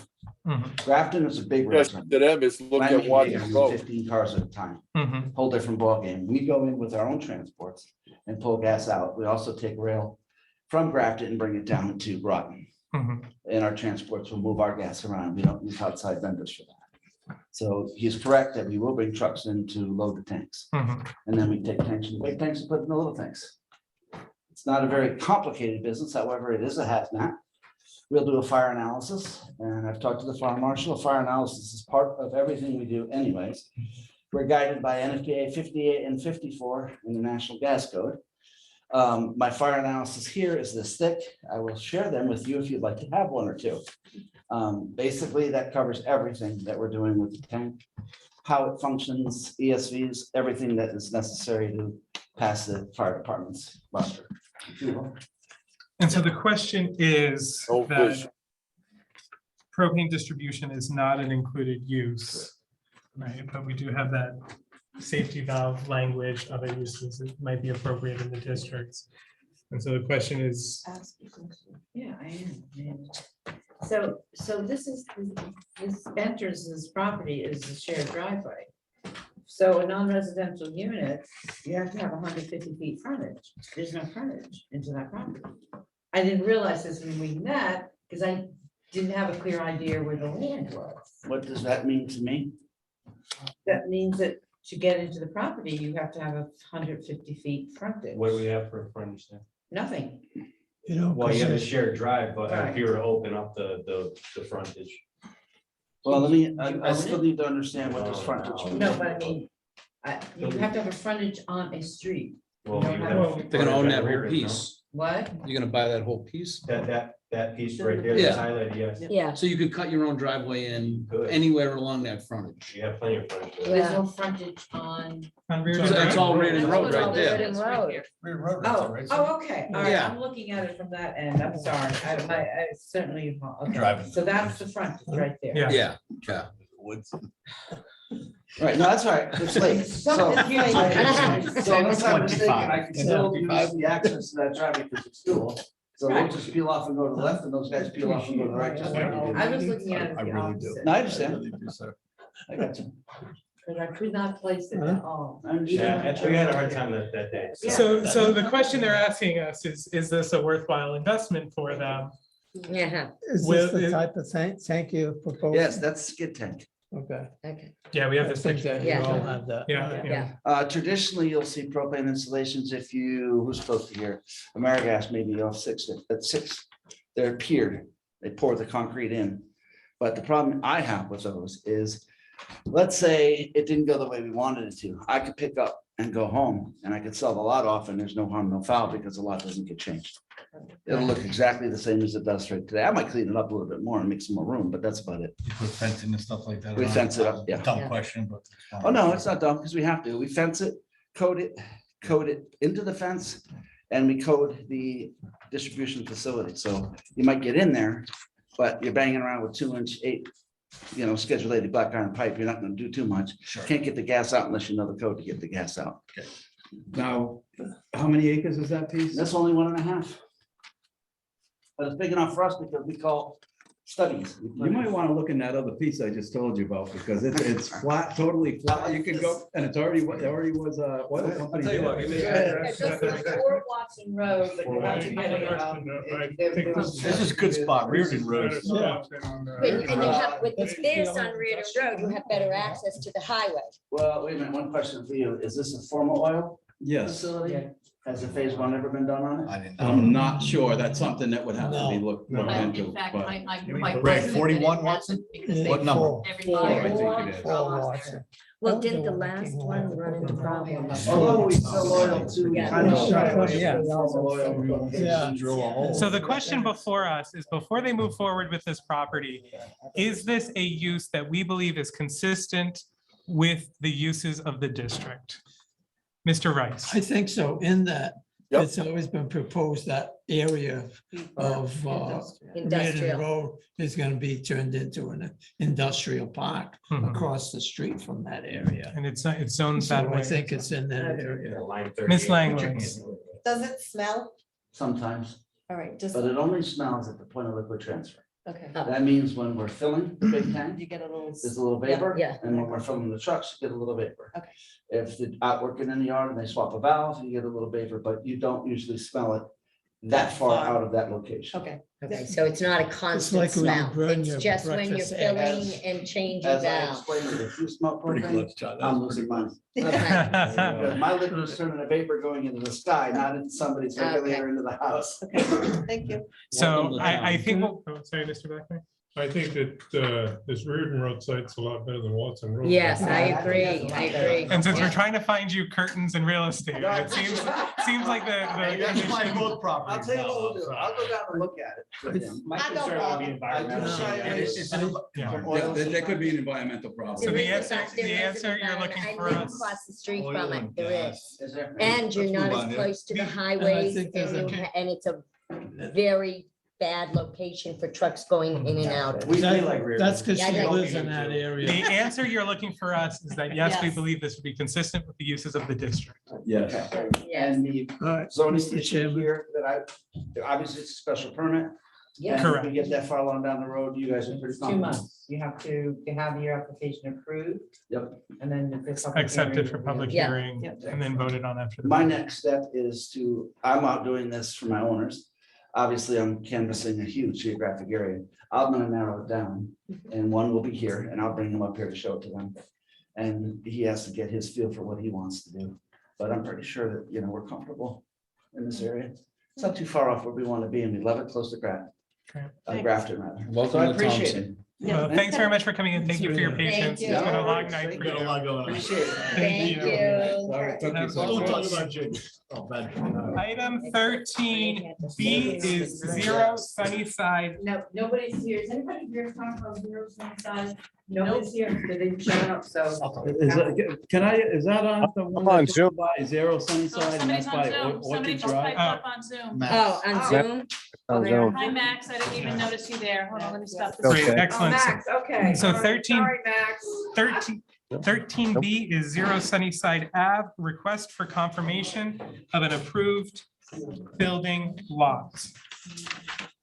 Okay, so the bottom line of this is the attorney for the seller wants, wait a minute, I had put it away because I didn't see it. Okay. here it is. The attorney for the seller wants the zoning office, who is ever in that position, to write a letter saying that this is a building lot. And that letter is to go into the deed. It's I a have lot of never- record, right? These Yeah, are different. A lot of record, yes. Well, it's a lot of, it's a building lot. Yeah. Yeah.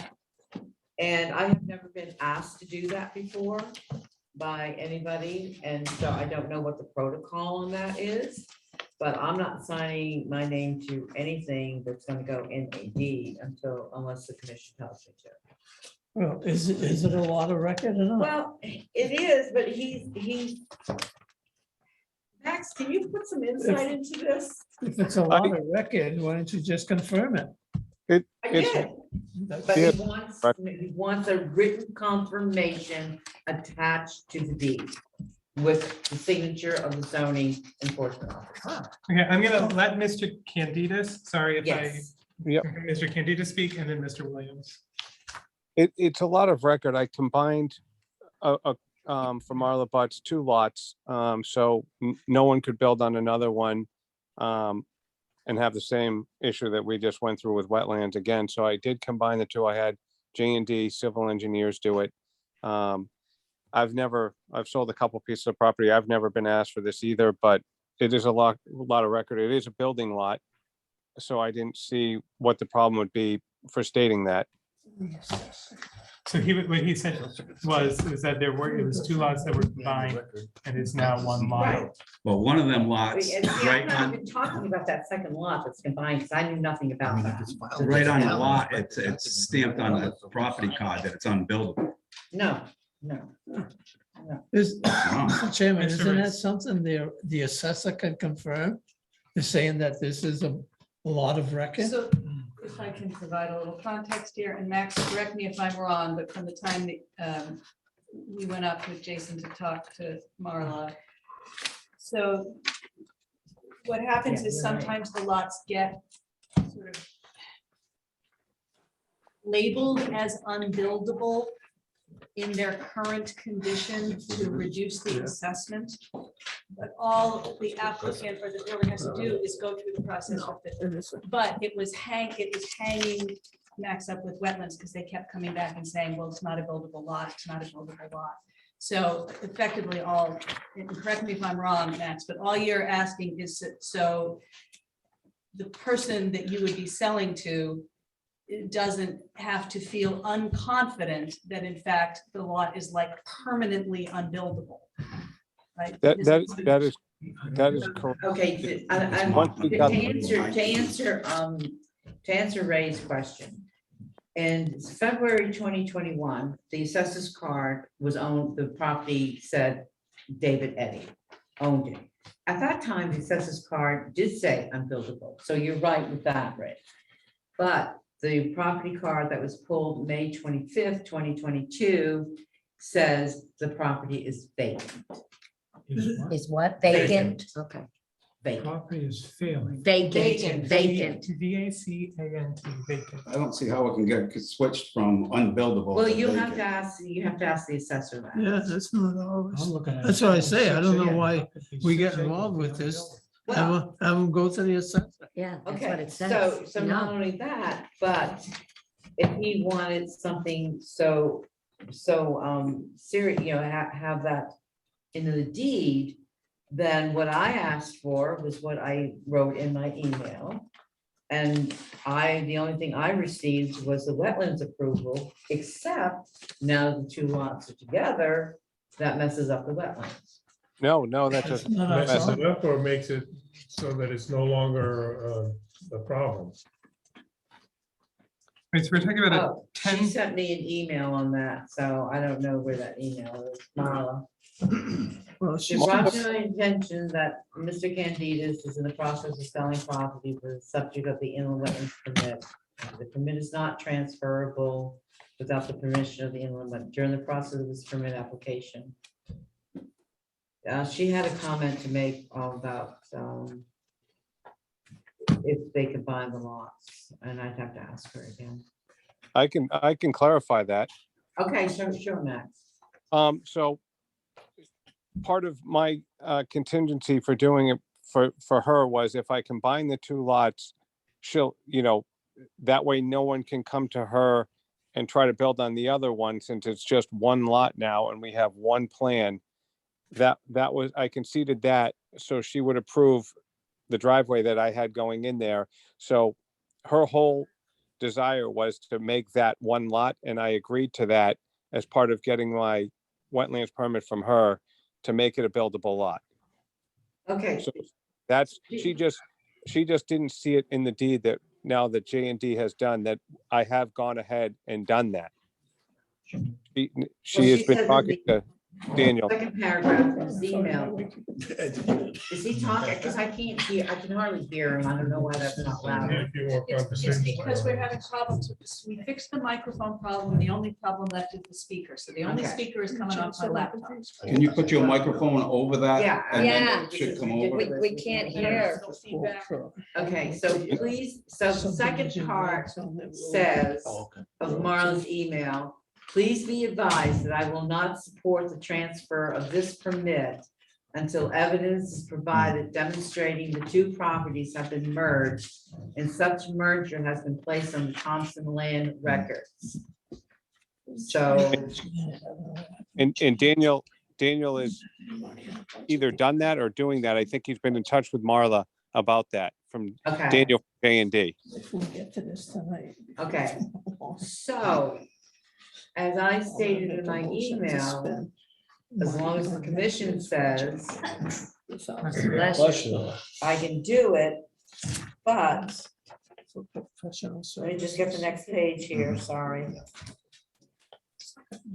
Oh. I needed the information that was stated on the MLS property listing data. The development plan, which I have, but I wanted an 11x14 copy, but that's, no, doesn't make a difference.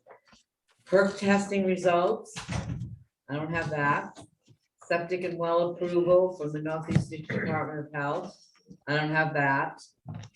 And now the wetlands agent says, if you combine the lots, you've got to go through that approval process again? Or Well, something? it sounds like wetlands is saying they won't, from what you just read, it sounds like wetlands is saying they won't transfer the approval until they have proof that it's a lot of record, that the two lots have been combined into one lot of record. Right. And so the answer can't be that then it can't be listed as a lot of record until there's wetlands approval, because now we're in a cycle of no approval. that's not what I'm saying. Part of my condition to make it a buildable lot. Northeast District of Health for septic and everything. Yeah, so I think once Cindy has everything. It's been through that. It's been through, I got a septic design approval and I have perk tests, I have everything. I asked Daniel? Matt Herman the other day to get it over to me. Nobody has gotten over to my office. I will get on that tomorrow. Well, I'm not gonna be here till next Tuesday, so. So once Cindy has what she's approved, what makes her comfortable, I think she can sign this letter, right? Does it have the frontage? Is it good to go with It's a frontage and real lot, everything? Yeah, it's good. Yeah, it's good to go. Yeah, it's good to go. I still don't think we ought to be determining whether it's a buildable lot or a lot of record. I think that's the assessor's job. I think you're right, John. I have one more thing to say. is Yes, go ahead. that I've had a couple people that live in that neighborhood actually stop at my house because I live right around the corner from there. Oh, And they actually said something to me about John Eddy's father, Walter Eddy, when he put them two roads in, Orchard Drive and Sunnyside Drive, that lot was supposed to stay vacant.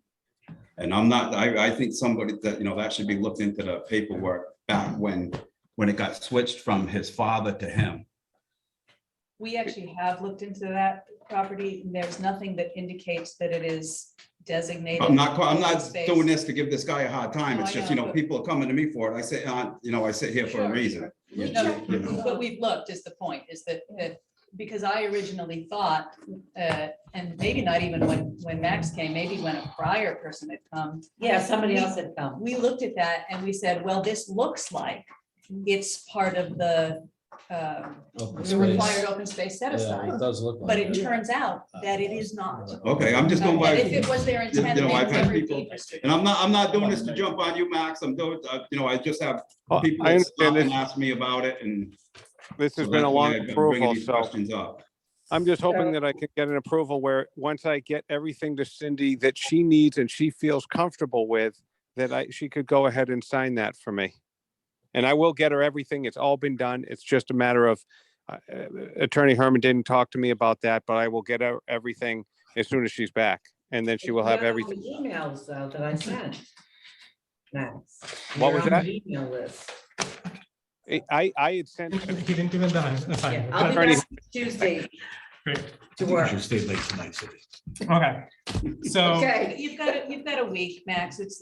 Come back in the day after 4th of July. Okay, Okay. perfect. Thank you, Mr. Okay. Candidas. Thank you very much. Okay. Thank you for your patience. No problem. Thank you. Have a good night. The bed and breakfast lady, I think I got her first and last name wrong. Item 18. Item C is Okay, this is real simple. rights guys. and, Right, so we got that. Yeah, this is real simple. It's a case of same thing, somebody else went through. She's got a, under 200 square foot, shed, but it's in front of the house. You have the pictures, I believe that packet has pictures for you. It's in front of the house, and she just needs a waiver that we can waive that regulation that I wrote up. So there's nowhere else to put it, right? No, because the septic's back there, and actually she had a shed in the back, and then it goes down into a cliff. And when they put they had to redo the septic, they said you gotta move that shed, because we can't get in there too. So, We'll make a Yeah. motion, we approve. Second. Motion made to approve the waiver for, what's the address, Cindy? 25. 25 Rights and Drive, made by Mr. Poplawski, seconded by Mr. Krogel, I believe. Yeah. Excellent. Any discussion on the motion? Hearing none, a yes will approve the waiver, a no will deny the waiver. Mr. Blackmer. Randy Blackmer, yes. Dave Paplowski, yes. John Rice, yes. Charlene Langlois, yes. Ray Williams, yes. Jane Salsa, yes. Mike Koval, yes. Marvin Hill, yes. Joseph Brody Brown, yes. Mr. Lanky.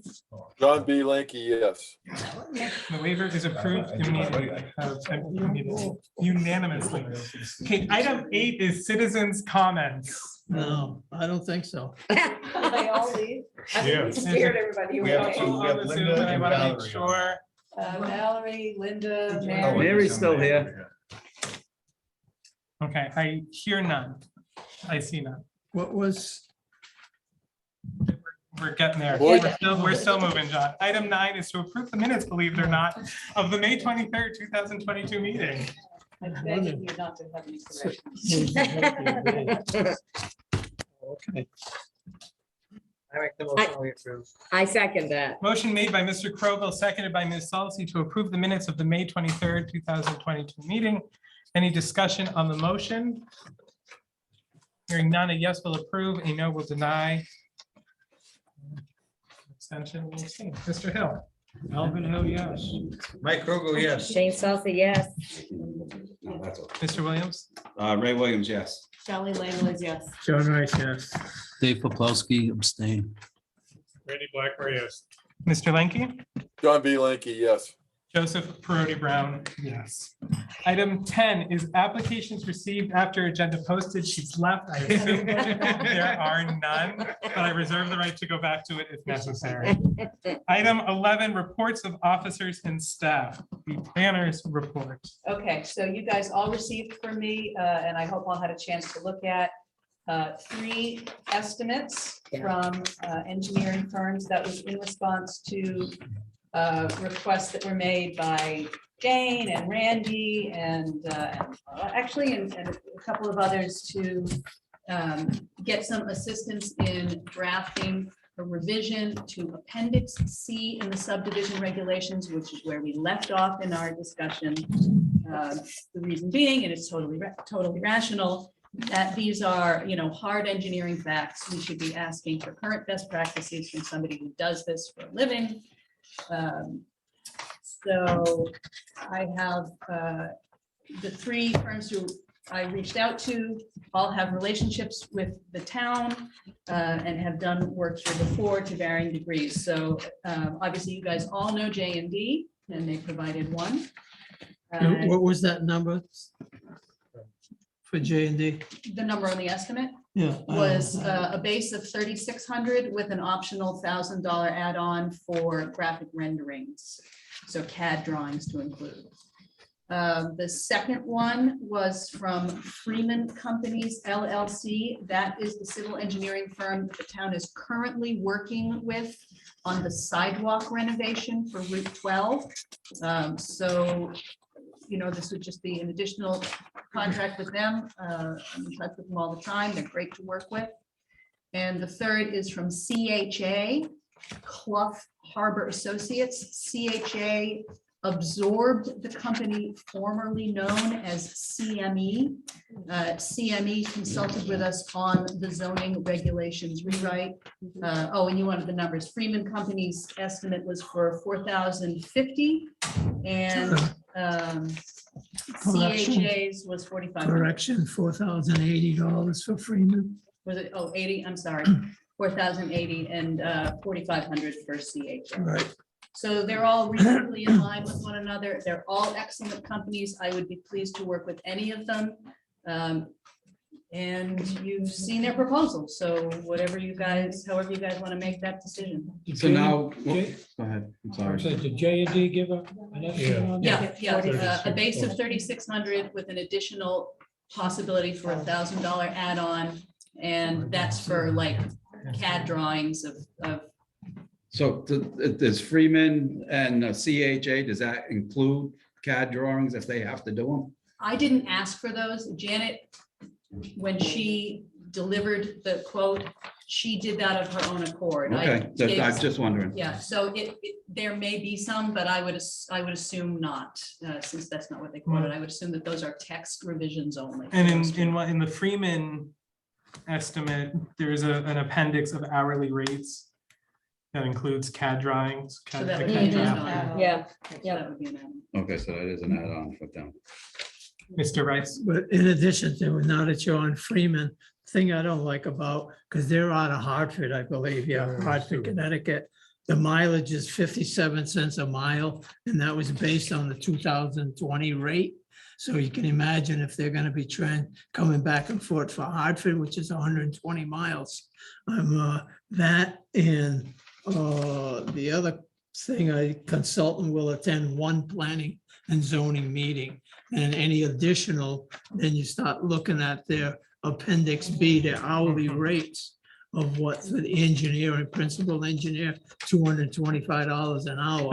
And if you're looking at, we're here at midnight. That's double time, right? Yeah. They gotta be item one on the So agenda. no matter that what. was my concern with Can I make a them. motion on this? No, wait a minute, let me Okay. finish why I'm scrutinizing, it, unless you've already done that. But the proposal for that CHA, that was $4,500. They had one review with the town staff, which I assume is Cindy and Tara, and one planning and zoning meeting. And CHA will review the draft regulation. They ain't say they're gonna help us. Right, They're that gonna will- review us. Ah, Well, that's why I wanted to make a motion that we go with J&D because I second it. she goes All right. above and beyond for us, so. We've seen her roads. We saw LaValley's road.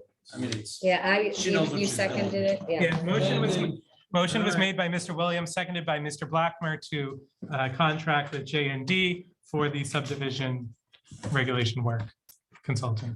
Mr. Rice, Okay. oh, you had your hand up, I didn't know. Yeah. I Any was, but I don't discussion think it's part of that. on the All right. motion?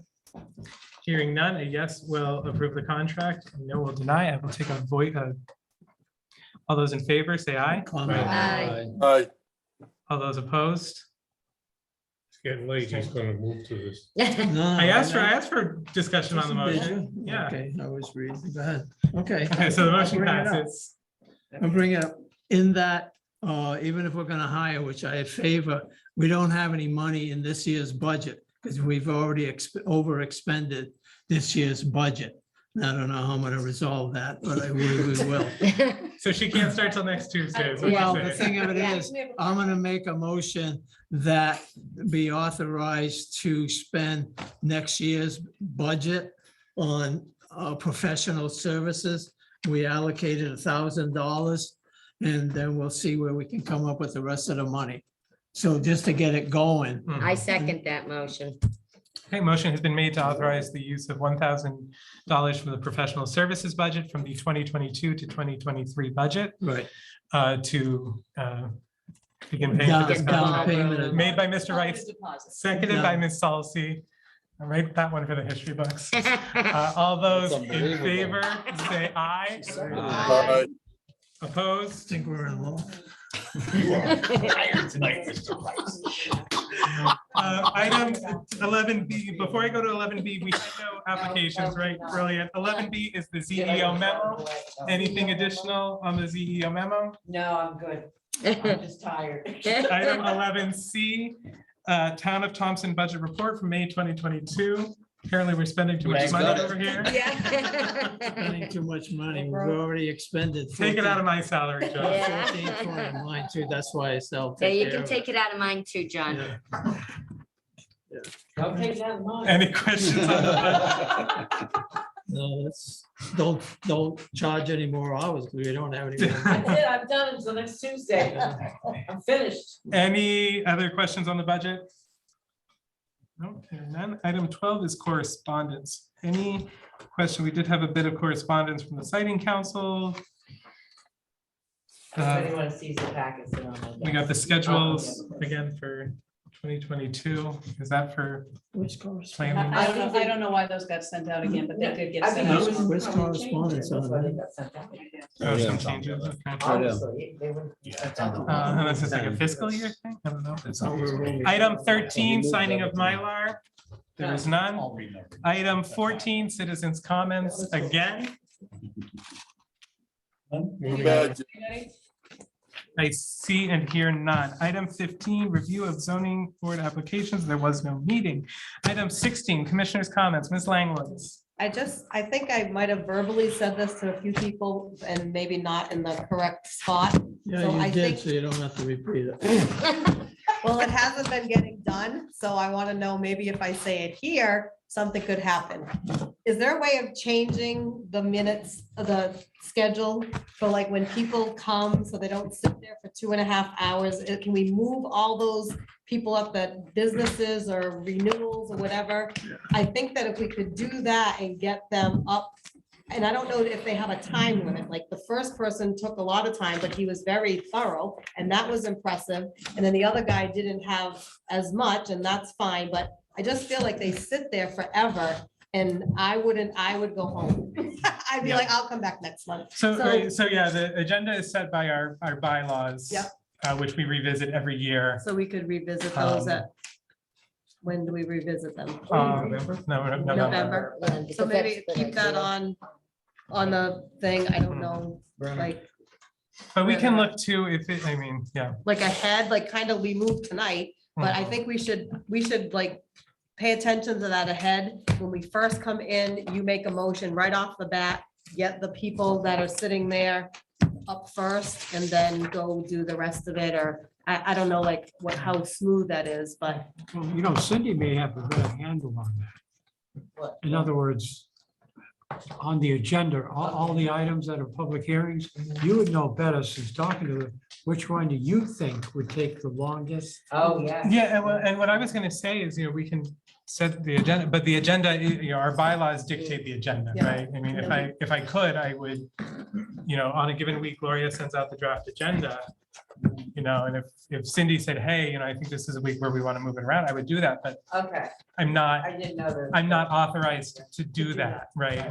I think the only mechanism for doing it properly is amending the agenda when we arrive at. the meeting. Right. Excuse me. Mr. Rice. In our bylaws, Article 16 amendments, these bylaws may be amended by a 2/3 vote of at least 10 voting members of the commission only after the proposed change has been read and discussed at a previous regular meeting, except that bylaws may be changed at any meeting by the unanimous vote of at least 10 voting members. So if we change that, we could discuss it next month or the month after and change it. We discuss it tonight, so we could change it at the next meeting. Yeah, exactly. So How about Mr. Peroni? I our appreciate chairman? that. I think the last time we talked about the agenda and the order of the agenda, it was a lengthy conversation. We Yeah. had some conflicting I was gonna suggest- priorities there. I was gonna suggest the chairman develop a change and bring it to us next month. I will certainly write myself a note and make sure I do my homework I like dumping it on you. this week, Mr. Rice. Mr. Chair, Mr. Poplawski. Cindy, during the gravel permit for strategic commercial, they mentioned something about a special motion for the slope. Did we have to do that tonight? Because of Yeah. the slope 100 feet, I 100 feet high? Because I could not find that. I mean, you're gonna have a In the 100-foot regular- face. in When the they're done, there's a regulations. 100-foot face there, and I mean, Yeah, I wouldn't even go to walk the property. I thought they were supposed to put a fence along that front that. No. Yeah. No, we but what need a Dave's special talking motion. about is that wasn't a condition. it's supposed to be one vertical, 3 horizontal. Yes. Yeah, And yeah. they're looking at 3, 1. Yes, they wanted the condition number 8 to be removed. And so it wasn't. There was 1 to 3. Oh, because one, you got- okay. But so that wasn't, that waiver was not That is granted. correct. So when you reach out to them, Yeah. let them know that they're gonna need to request Wasn't that. When they come next year to renew, Yeah. they're gonna need to request that because we realized did that not. Yeah, we didn't do it. I thought we Catch. did that Yeah. 2 meetings ago. We told them that they had to put a fence along the No, top not of the that. fence, we're talking about the actual grading. Oh, Yeah. okay. But isn't that upon completion of the, Yes, but right now we haven't even granted them that waiver. Right? So, yeah, I know. so if they wanted, Yeah, They're but it's gonna need- only after they finish. I think the slope Yes, has to working be, out. I think the slope has to be upon completion. Right, right. The normal gravel bank, Right. you dig up, stay through it, and then Yeah, you yeah, yeah, slope yeah, it yeah, and right, right, finish. right. So they don't have to do that while they're. They can do it in 12 years from now. Whoa, whoa, No, whoa. he mentioned. Mr. that there was a Santos. I just special- have 2 quick comments. The paintball operation continues. And I believe that we stand that it's a cease and desist. Yeah, but what about cease and But it's desist not, on? There's it's no not regulation, business. It's not a business. They didn't. no business anymore. It's their I look property. it up on the state, it's a business. No, listed she as a said- business. She said the I don't care LLC, what she says, it's listed as, I look. yeah. So you're saying, but this is months ago. Yeah. All right, so I just you're did it saying like it's a now. month ago. Looked it up on the state. What- About a month ago, yeah, I did it months ago. Total business. Think about it during vacation and come back with this problem. Number 2, Number 2 was 1036 Thompson Road. Did we happen to go back over there? He was putting up that barbed wired fence around the property. Truthfully, that's on my list of, Yeah. I have a big pile. I have That- completely understand. Where's So, that? I have to check all the 1036 Thompson permits and Road. stuff. There's been some complaints about this particular person doing all kinds of construction and he had the photos of putting a very tall, literally barbed wired fence. Thompson, on Thompson. And Thompson, yeah. Yeah. 1036. That blue house is being remodeled and there's like a little, I don't know why he put a barbed wire fence there. I mean, literally the roll on Oh, top did of the he, fence. did he actually install the barbed wire? Yeah, I can give you the photos of it. When we were out there talking to him, he said he wasn't going to do it. I sent you the Oh, he photos. lied to you, that's all. Yeah. Marvel and I were out Yeah, people there. doing Where's that. 1036? They got, people lie? okay, so that is on Cindy's list. Actually, That's all. Mr. I took that, Mr. Hill. Just one quick comment from me. I was unable to ask Hanny tonight on the marijuana thing. There are 30 of 20,000 applications to the state of Connecticut. 37 haven't been approved for a license. They're just now in a pool Yeah, of Yeah. 37. yeah. I wanted to know, was he one of the 37? Don't I asked know. him this question the other day. He said no. Okay, so I have a question pertaining to that. Yes, Mr. Krogel. What if there are other people in town that have put in an application for a permit for the marijuana dispensaries? And we have now given them approval. Even if they don't have a license, they can't go any further Well, anyway. they said But we, They're still in It kind of that. doesn't that matter. lottery. So- Yeah. They remove the population, yeah. Yes, Yeah. I read that. I did Right, my so there's research on only that one. too. no, they There'll only be removed the one. population. Yeah. Remove They the have? population. Yes, they Yes, removed did, it. yes. Yeah, they removed it. Ms. Pengesic. I just have one. The state, yeah. And it's something we glossed over very quickly on the agenda, which, and Cindy brought this up at our staff meeting the other day. The last, I don't know how many ZBA meetings have been canceled. What that means is people are not appealing your decisions. That means that the zoning regulations that we rewrote in 2020 are operating, at least in part, in the way we intended. People are finding that their applications are being approved for what they are seeking to do. So when you get people saying that, the regulations are this, or they're that, or they're worse, we are having fewer people appeal the decisions of this commission. And that is important for you guys to know. That's a really good point. Thank you for bringing it up. Make an emotion we adjourn. I can't yet. Item 17 is the Planning and Zoning Commission regular meeting of July will be on the 25th at 2022, right here at 7 PM in the Merrill Snake Community Room at Thompson Town Hall, 815 Riverside Drive, and on Zoom. Item 18, Ms. Salsi. I make a motion we adjourn. Is there a second? Meeting is adjourned at 10:57 PM. You did it again, Commissioner Saucy. We heard you, John. We got you. Good night. night, everybody. Good night. Thank Good you. night. Jane, thank you for doing that. Yeah, I know that was probably took a lot of your time.